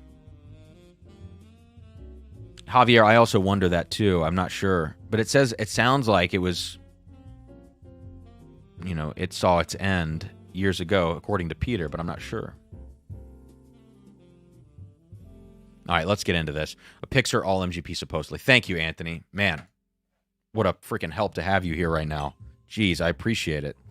Let's start then. Maple's a big influence. Port is a big influence usually. So let's start with the Armagnac, because Armagnac can be really heavy or completely underbaked, into the whiskey, which is cool. So let's start with the Armagnac, even though I believe it's the highest proof at 113. So let's go 113 Armagnac Sagamore. Wow, perfume. Big floral perfume notes. So yes, this smells like an MGP rye. You get a little dill peeking through, big spearmint notes. Oh wow. What is it? It's like perfume is the right note. And I sometimes talk about MGP ryes this way. And Nancy Fraley has jumped in on the chat sometimes and talked about saponification of whiskey. But there is a soap note to this, like very citrusy, orange peel, tangerine peel, like bitter citrus soapiness on the nose with kind of a perfume note. It's a little unpleasant, actually. And it's interesting that an Armagnac cask finish is getting here, because with Armagnac finishes, oftentimes I'll get, on the darker side, big, like, figgy, plum, syrupy kind of dark fruit notes that sometimes get skunky or a little bit bitter. But then sometimes from Armagnac casks, and I think this really depends on cask quality, the age of the spirit beforehand, you can get a lot of grilled peach notes and brighter things. This is none of the above. Huh.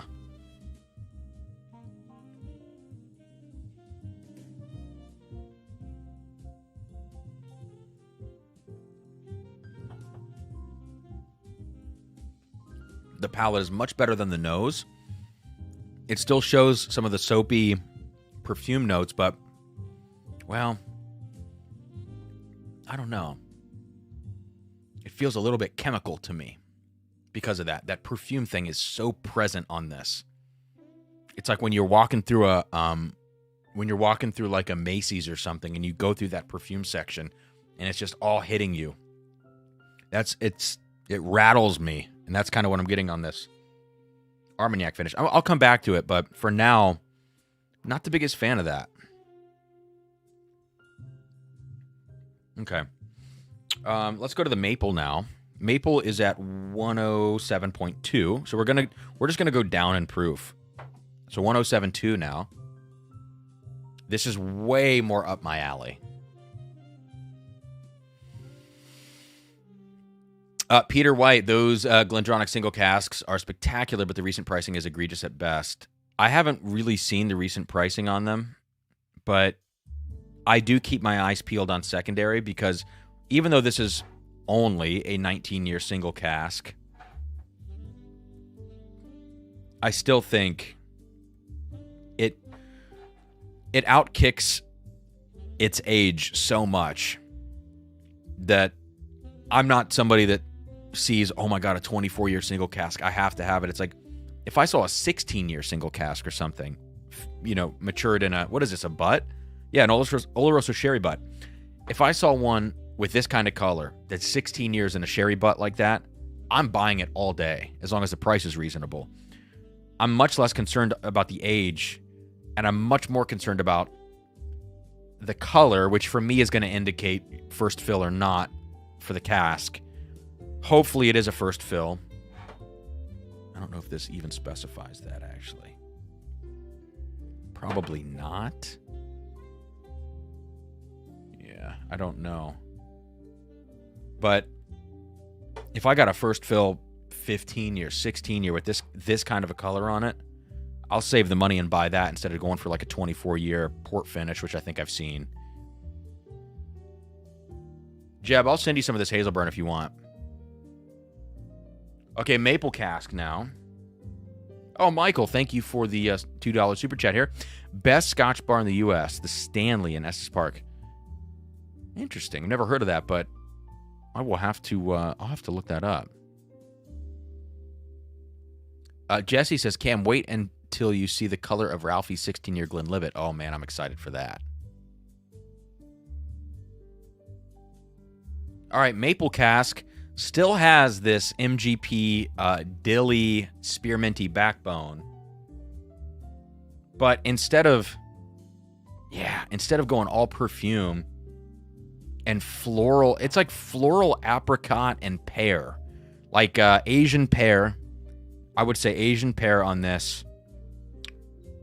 Yeah, floral apricot's the best way to describe the Armagnac finish. Yeah. And then you go to the maple. The backbone's still there, but then it's all brown sugar. Like, yes, I could say that there's a maple note to it. You would expect that. But to me, it's just like you take an MGP rye, like a 7-year MGP rye, and then just dump brown sugar into it. And that's what this smells like on the nose.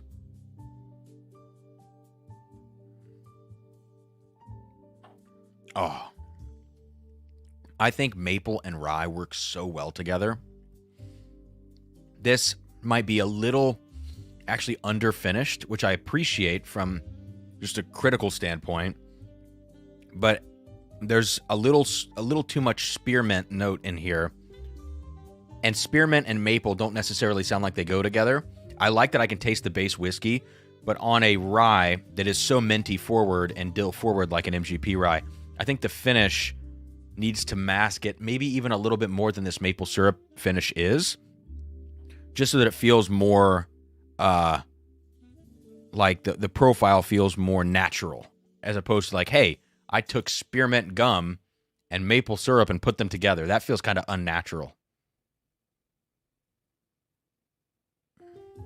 Okay. A 2-year finish is Javier. Man, it could have even spent longer, I think. Travis, this is good, man. I mean, this is very good.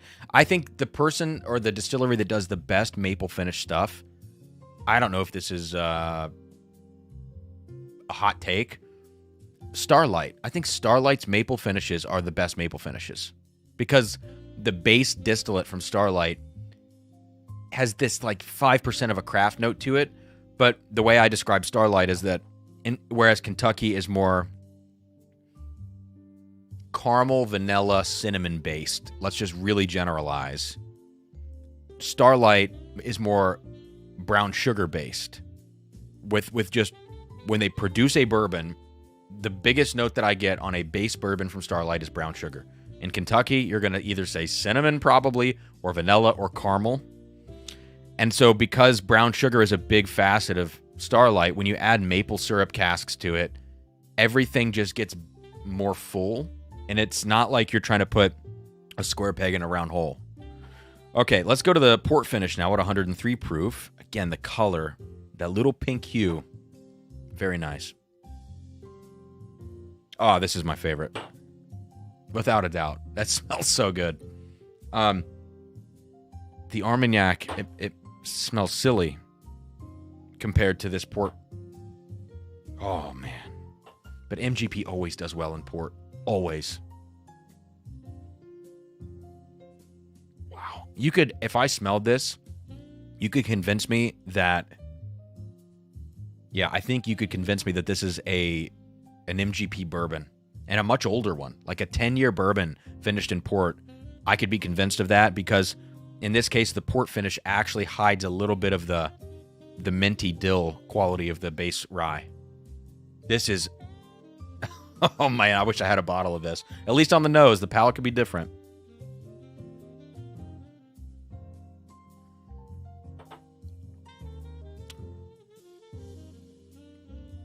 I wish the proof was higher, because the port is big on the palate.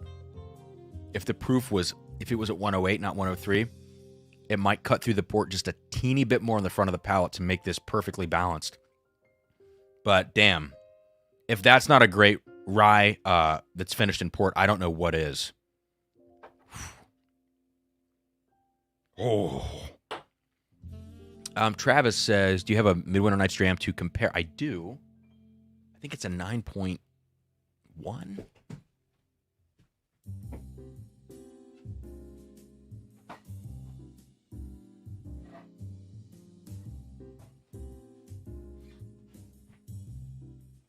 No, it's a 9.4, not a 9.1.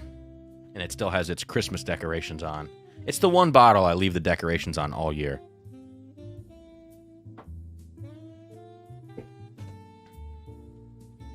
Okay.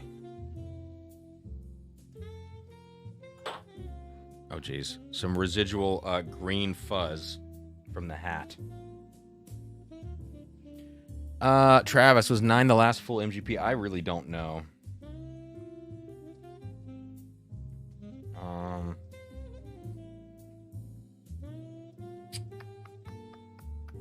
Does it not say distilled in? Huh. I don't think it tells you stated distillation, actually. Maybe, I wonder if there's a different law for, is it on the front? I wonder if there's a law if you use some of your own distillate mixed in with something from somewhere else, if you don't have to include stated distillation. Yeah, I have no idea, man. Okay.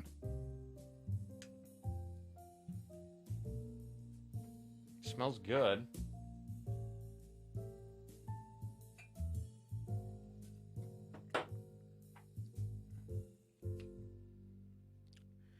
Dustin Whidden says, sorry, just tuned in. What samples is he trying? So, Dustin, I'm drinking 3 finished Sagamore Ryes, an Armagnac, a maple syrup, and a port finish that were sent in by Tim B. I don't think Tim is hanging out tonight. I'll have to let him know that I tried these. But it seems like a lot of these are either single barrels maybe or just like very limited releases, and I didn't know that going into this. But the port finish is the best right now, which is why I'm pulling out Midwinter Night's Dram. Travis requested that comparison. I think it's a great comparison. Proof point is similar. Midwinter Night's Dram 98.6, and this is 103. So we're less than 5 proof points away. I think it's an apt comparison.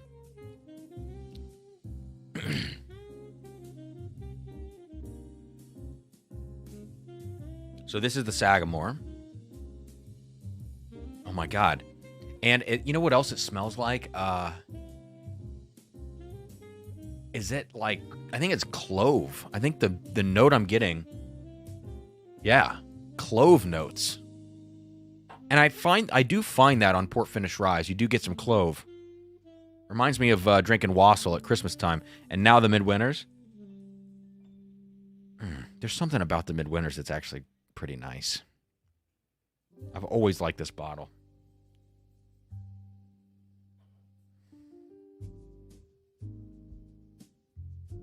The midwinter's flavor is so well, it's a little one-dimensional, but it's so like it knows what it is, and it just maximizes exactly what it is. And the Sagamore port finish smells and tastes like a port finished rye, and the Midwinter Night's Dram just tastes like a great drink. Okay, so let me taste the Sagamore again. I mean, it's so good. Now Midwinters. Man.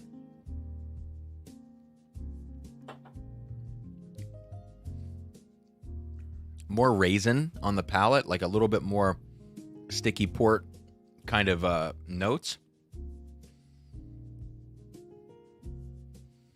If you're a whiskey enthusiast, you will probably, and somebody that wants to find, you know, the best drinking experience, like I think you're probably going to want the Sagamore port finish rye. And I count myself in that category of people that want to find that. But there's just something about the midwinters that is so put together correctly. And again, Act 9, Scene 4. And the what the midwinters has that the Sagamore doesn't is gingerbread. And I know that seems like a seasonal thing to say. Seems like a stock thing to say. It's not. I promise. Like gingerbread cookie is the extra note on the midwinters that carries it over the top for me. But no, midwinters no longer is midwinters worth it. At 150 SRP, it's up. The jig is up. It's done. And I heard that the quality went down with it. There's just no way that's worth that. So at that point, then you do have to go to something like a Starlight Port Finish, a Sagamore, a Smooth Ambler, something. And that's sad because this midwinters, and they obviously increased the distribution so much in the midwinters. 180,000 bottle release, I think, if I remember.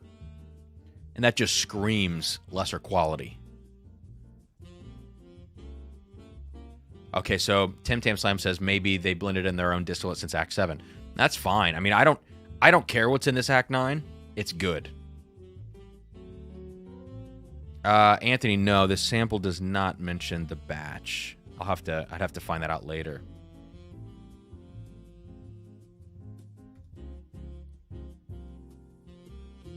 Brian says confident. That's a great word for it. Yeah, it's confident. Yeah, well, great. I mean, great comparison, but as these Sagamore Ryes go, the Armagnac, I can't believe how much I don't like the Armagnac. It's just not it for me.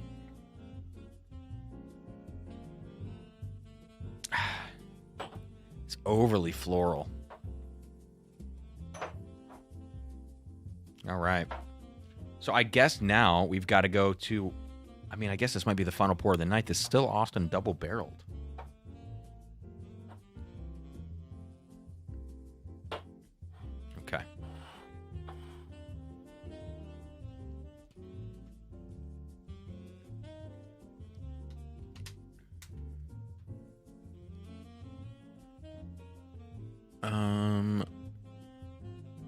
Travis, have you ever been to Tennessee? Where to? How long ago? Last time I was in Tennessee, man.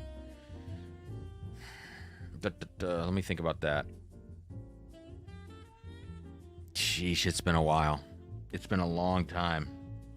I was in Nashville in 2008, which is way too long ago to talk about, but it may have been like 2014 or 15 that I was last down there.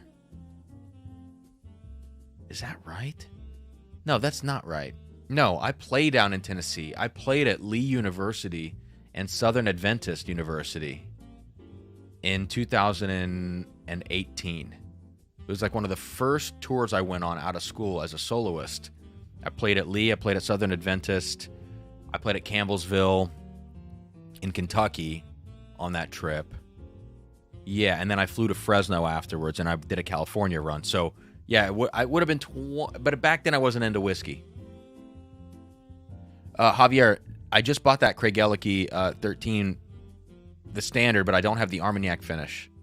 No, I actually might pick that up soon, but if you prefer the regular, maybe I won't. Okay, let me grab... I'll grab the last two glasses here.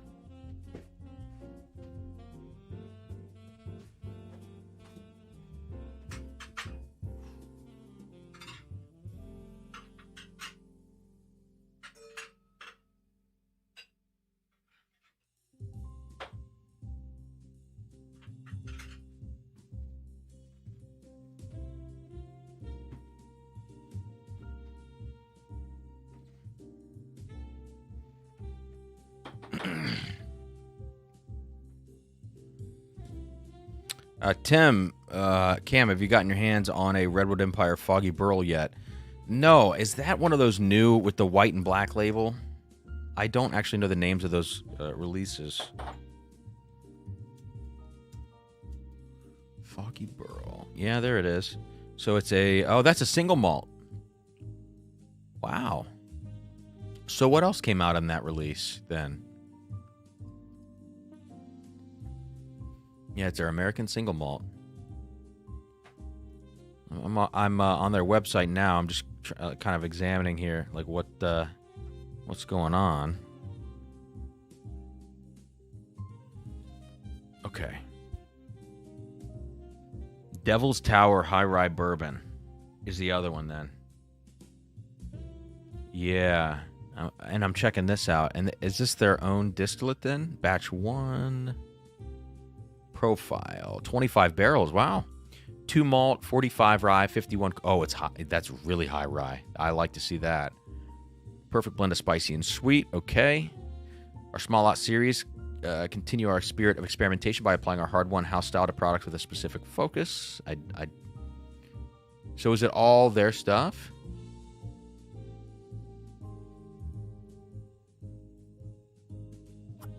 Huh.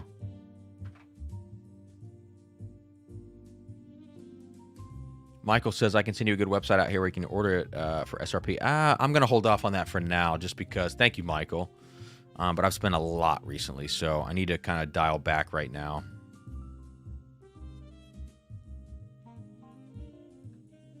Okay. Let's get into this Still Austin. And yeah, I left this for the end because I'm afraid this could be an oaky thing. A double-barreled Still Austin at 120 proof. I'm a little scared. But Jeb sent it. I trust Jeb. Holy shit. Okay. All right.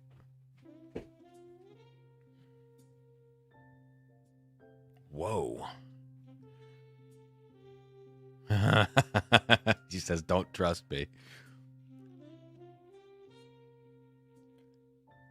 This smells like the high rye bottled in bond, which had a pretty high percentage of well, I don't remember. It smells like the high rye bottled in bond, but with extra concentration of oak on it. So let me see.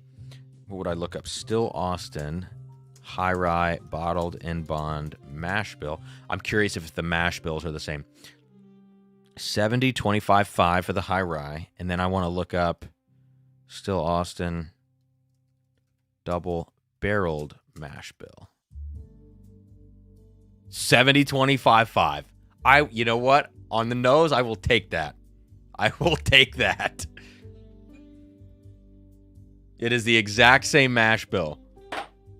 Let's go. Okay, so what I'm going to do then with the last remaining glass is pour out the high rye and do a side-by-side between it and its double-barreled companion. The ages are different.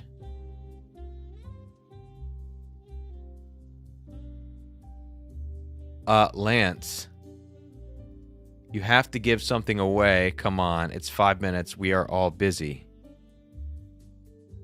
We're not doing a giveaway tonight, Lance. Sorry, man. Yeah, sorry. I'm gonna grab this bottle though. There you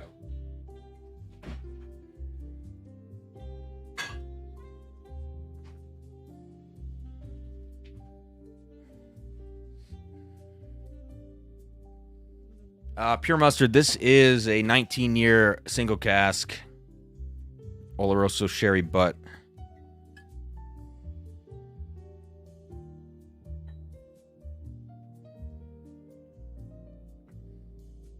Yeah, Lance, just not tonight. I mean, yeah, I don't know. I've been, like I said at the beginning of the stream, I've broken a lot of bones and had a lot of injuries. I've never had one that made me as tired for some reason as breaking my foot yesterday. Like, I am exhausted. And so when I started thinking about tonight's stream and doing a giveaway, I was like, I'm just not feeling it. So, oh, 100% Pure Mustard. It is awesome. I'll tell you that. Yeah, Anthony, I have a bunch of floor whiskey right now, open bottles that I'm selling locally, and a bunch of, I've been packing samples for what feels like a week at this point, and I've got a bunch of that stuff behind me just on the floor. So, yeah, it's tough right now to navigate. Josh Wolf says the Still Austin stuff isn't good. I disagree, Josh. I like a lot of it.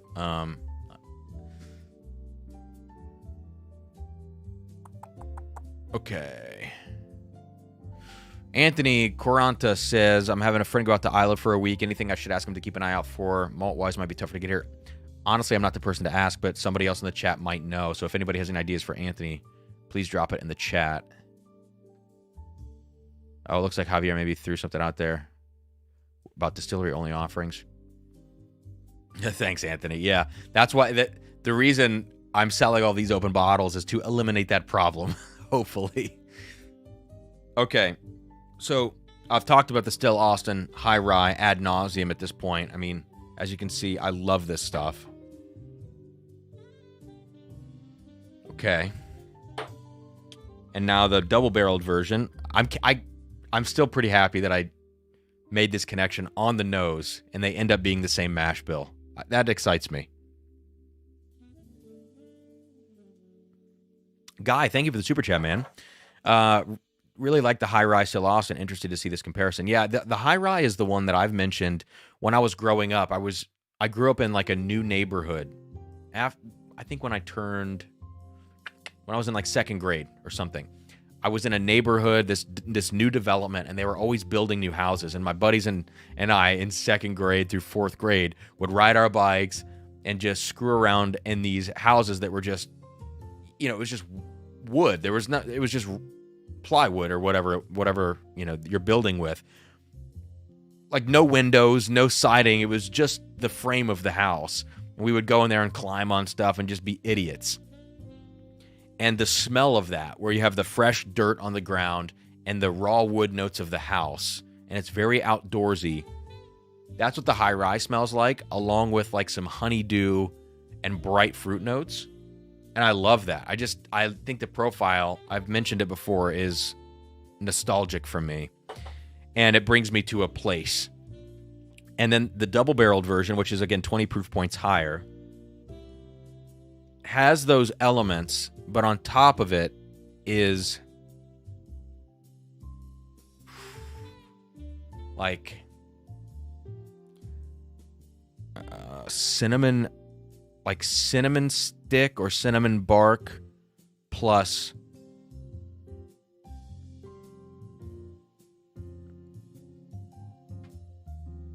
I'm gonna go fig. I think fig. Cinnamon stick plus fig.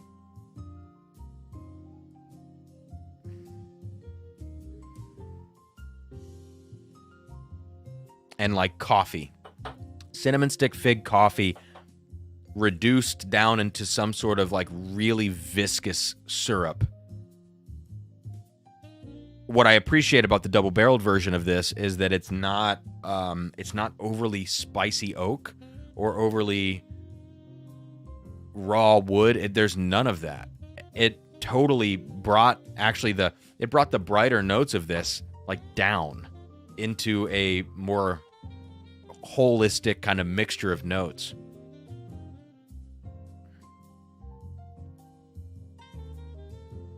Josh, I heard that the red corn was kind of weird. I think Jeb told me that. I like the blue, but I have a hard time putting my finger on the notes in the blue corn.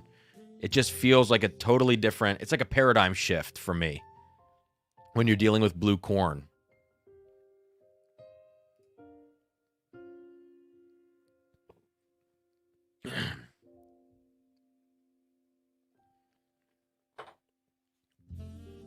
Oh, Jesus.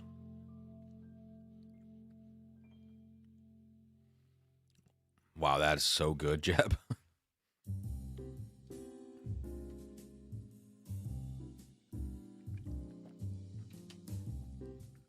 Wow, that is... Man. And it's young. Like, I don't know what year this came out, but it says double-barreled whiskey aged at least 3 years. I mean, that's not old. It is Texas whiskey. Let me zoom in on this with this extra special.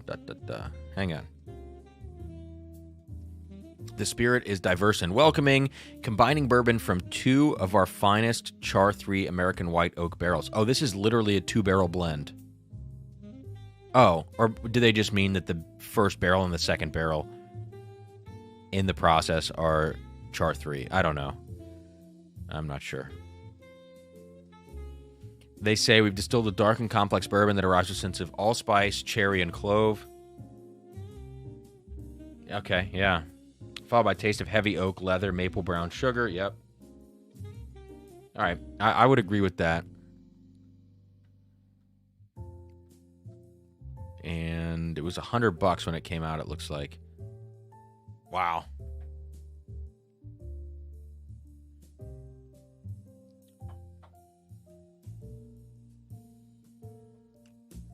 Damn, that's just... And it has that fiery note.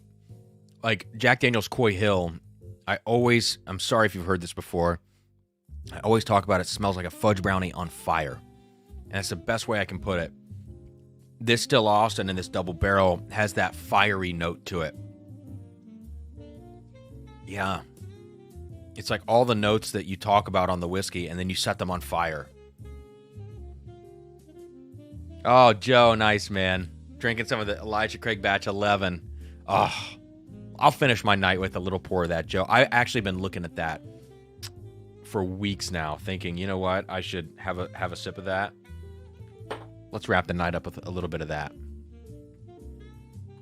I think Travis brings up a good point here. I'll put it on the screen while I grab this bottle.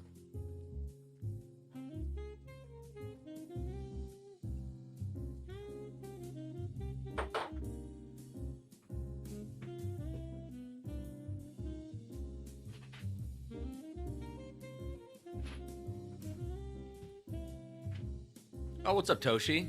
Thanks for jumping in, man.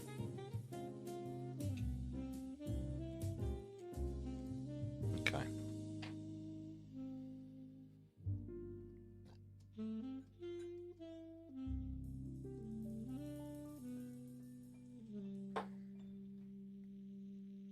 Don't need very much of this. Potent stuff.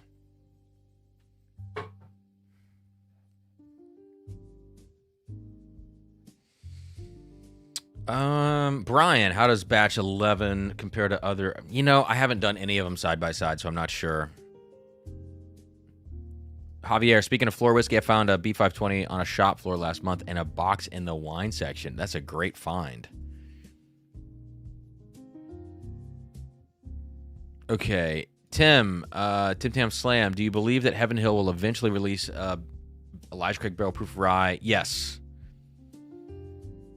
Yeah, I think a company like that, whether or not they have the inventory to do it now, I don't know. Well, of course, if it's a barrel proof rye, if it's not a toasted barrel proof rye, then of course they have the inventory to do it now because they have the rye. They could just release it at barrel proof. But I think they are probably thinking 10 years into the future and trying to, plan out when they're going to drop these certain releases. And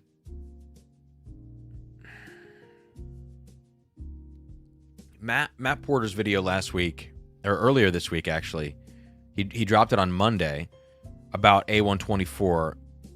If you haven't seen that video on ADHD Whiskey, you need to go watch it because he does his little story way of talking about the Elijah Craig barrel proof reduction in age statements and stuff that we're all fearing. He does a great job of putting that into like a funny little story, but I think it's so true because I had talked last week on the stream about, and I couldn't put it into words exactly why I thought this, but I have this feeling that people are going to start really, really stratifying their whiskey portfolios, right? And they're going to have super premium, sort of allocated. They're going to really produce this ladder of offerings at price points and various levels of rarity. And I think what we're seeing from Heaven Hill is that like they've now introduced this heritage collection, 17, 18 year, and a 20-year corn whiskey, which is kind of out of, they just probably needed to get rid of those barrels for something, put them into a special release of some sort, whether that's going to be a Parker's or something else. They chose something else. But in my mind, they're going to start taking that 15-plus year whiskey and putting it into something else instead of dumping some of those barrels into Elijah Craig. And Elijah Craig is going to now occupy a lower point in that ladder, in their portfolio. From a business perspective, it's smart because you're appealing to different audiences. But from a consumer standpoint, it sucks ass because now we're left with what appears moving forward to be probably mostly worse batches of Elijah Craig barrel proof. And then we're going to have to really pay up to get stuff of a certain quality. But that's even if you can find it, because it's obviously going to be rarer. It just, like, to me, I understand that from a business perspective. It just sucks because Elijah Craig barrel proof used to be, case in point.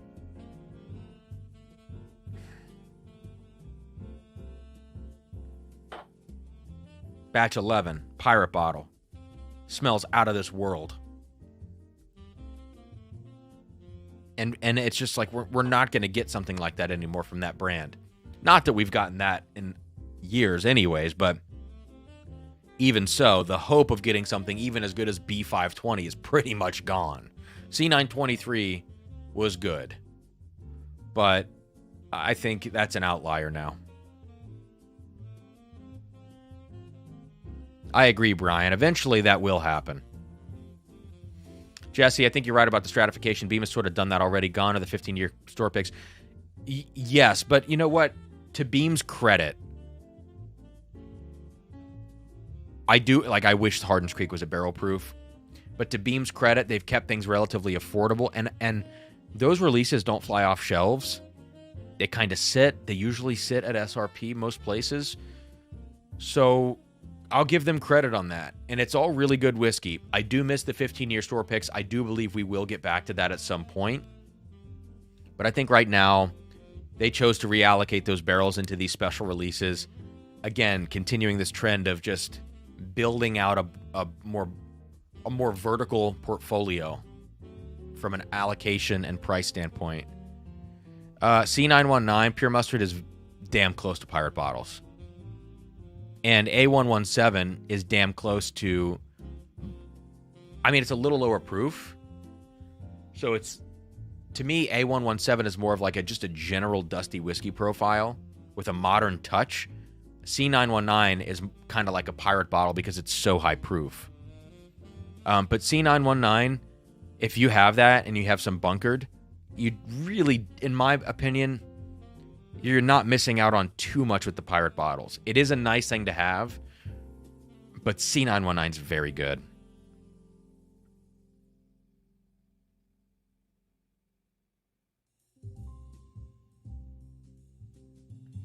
Jeb, I mean, I'm also thinking rarity and price in that as I talk about it. I have in my mind that a pirate bottle's 500 plus on secondary, and a C919 is about 160. That's playing a factor right now because they're both long gone. So to buy them, you have to pay secondary. And at that valuation on them, C919 is the clear winner.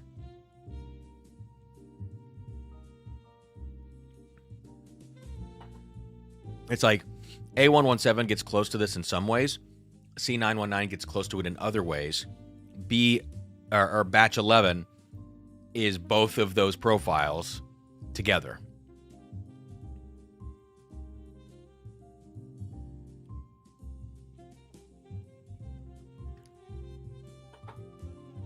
In Batch 11, I love it. It is a little hot. Like, even though my bottle's been open for quite a while, it's a little bit hot. It's 139.7 or 139.4, I mean. Yeah. So it is, the proof is crazy on it too. All right. Well, I think I might jump off, guys. Toshi, thank you, man. Hey, did I miss a super chat earlier? Oh. I totally did. Was that Will Molnar? Will, dude, I'm so sorry. I missed your $50 super chat. It came in at 9:15. That's an hour ago. I'm sorry.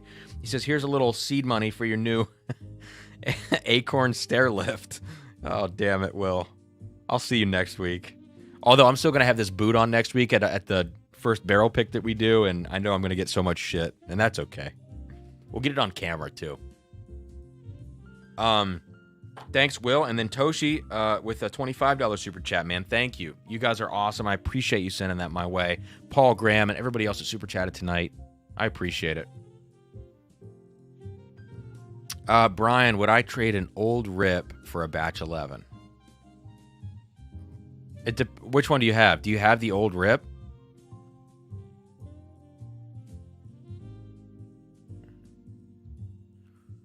Because Brian, I've never owned an old Rip to actually go through the bottle, spend a lot of time with it. I've had one pour of old Rip. I loved it. I hate to say that because it's, tatered out. I loved it. But Batch 11 is just going to be, I think, more of an experience for you to drink. Secondary values favor actually the old Rip, if I'm not mistaken. But it just depends on how into that you are. If you just want to trade a bottle, let me look up old Rip right now. See what we got.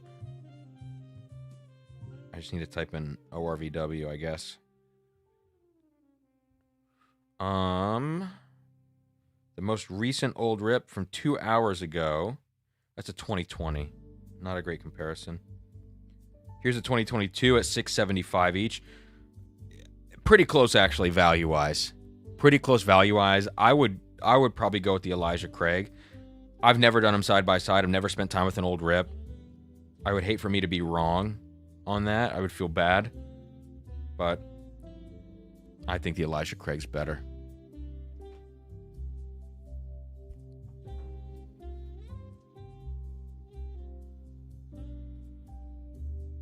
Oh, Toshi, I didn't slip on ice. Oh, I never said what happened. So let's end the stream with how dumb I am. I mean, we do that regularly anyways. Yesterday, I was like, all day, I was just switching between tasks all day. Just like music, packing boxes, resetting my basement, carrying gear in, like just all sorts of stuff. I had to go to youth orchestra and teach last night.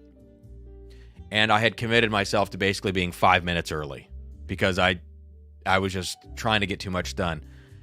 Earlier in the day, I was carrying sample bottles from the basement upstairs to continue packing some stuff, and I had run out of bottles up here to pour into. And 2 of them fell out of this like shitty packaging they were in. They hit the floor and they broke in my basement. So I had all this glass, and I cleaned up the glass, and I'm very particular when I do that.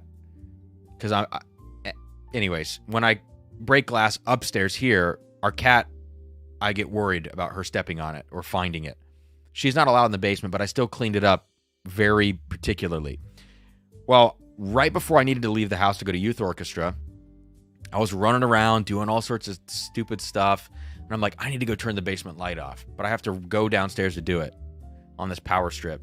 And I'm literally sprinting down the stairs to turn this light off in just my boxers, because I'm changing clothes to go to youth orchestra. And I sprint down in my bare feet, and I get to the third to last step, and I realize, oh shit, I broke glass here earlier. I should not be running in my bare feet. Let me stop and gingerly walk the last 2 steps. Well, I slipped when I stopped, and I skipped the last 2 steps, and I landed on my left foot at the bottom, and it just folded 90 degrees under me. And so I hit the ground, screamed like a little girl, and Sarah was not home, thankfully, to witness this. But I saw my ankle when I hit the ground, and I've done this to my right foot before. I didn't go to the doctor, but I'm 95% sure I broke my right ankle. This was 3 or 4 summers ago. But I couldn't go to the doctor because I had to go do a tour right afterwards. So I went out on tour doing theater, doing like theatrical pieces, choreography, dancing on stage, playing percussion. And I was like in tears doing it because my foot was black and blue. So anyways, I'm pretty sure I had a broken ankle, foot, torn ligament, something back then. But I saw my foot fold under me and go like almost 90 degrees. And it freaked me the hell out. But I was like screaming. I crawled on all 4s back up my stairs. And I called the youth orchestra people. And I'm like, you're not going to believe this, but I'm pretty sure I just ripped my foot apart. And I'm not going to be there tonight. And then Sarah got home. And yeah, that's that. But I also fought a bear. And that's also what happened. But it was dumb. It was just the wake-up call I needed, because this is not like an excuse, but since the channel has really taken off in the last 5 weeks, I have been trying to do too many things. And every day for me is like a race to the finish line and almost not getting stuff done. And I'm getting 5.5 hours of sleep every night. And I'm burning the candle at both ends. And so for me to have this happen, I completely deserved it because I have not taken care of myself. And I had it coming. So I'm not upset. It's kind of funny to me. But I had to cancel. Like I was going to go be a guest artist at Penn State in March. I have to cancel that. And I might have to cancel some other things that are like, you know, cool opportunities for me. But again, I had it coming. But also, as Devin says, Patreon did get some feet pics, if anybody's into that.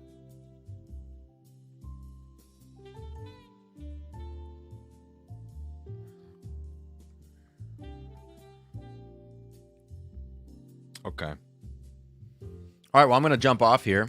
We can wrap up with that idiocy. And I pretty much have to get 3 videos out over the next 3 days. I haven't filmed them because of this foot fiasco. Footfiasco.com. Old Stubborn, Michter's 10 Rye 2023, and Scotch Sunday. If I miss my goal this week, I'm less upset about it because all this has been annoying. But I am going to do my best to get those 3 videos out in the next 3 days. And thanks for hanging out, guys.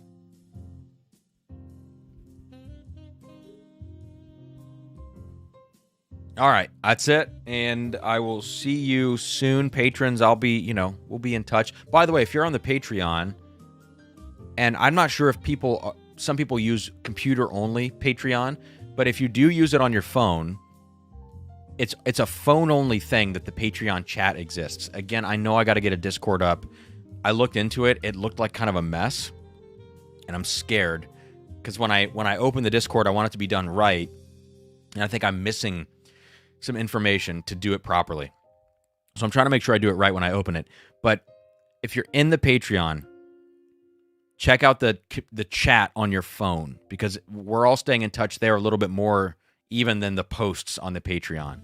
There's a lot of people there already, but I think it's a great way to stay in touch. As I'm working still on the Discord, I'm sorry about the delay on that. So thanks, guys. Cheers, and talk soon. All right.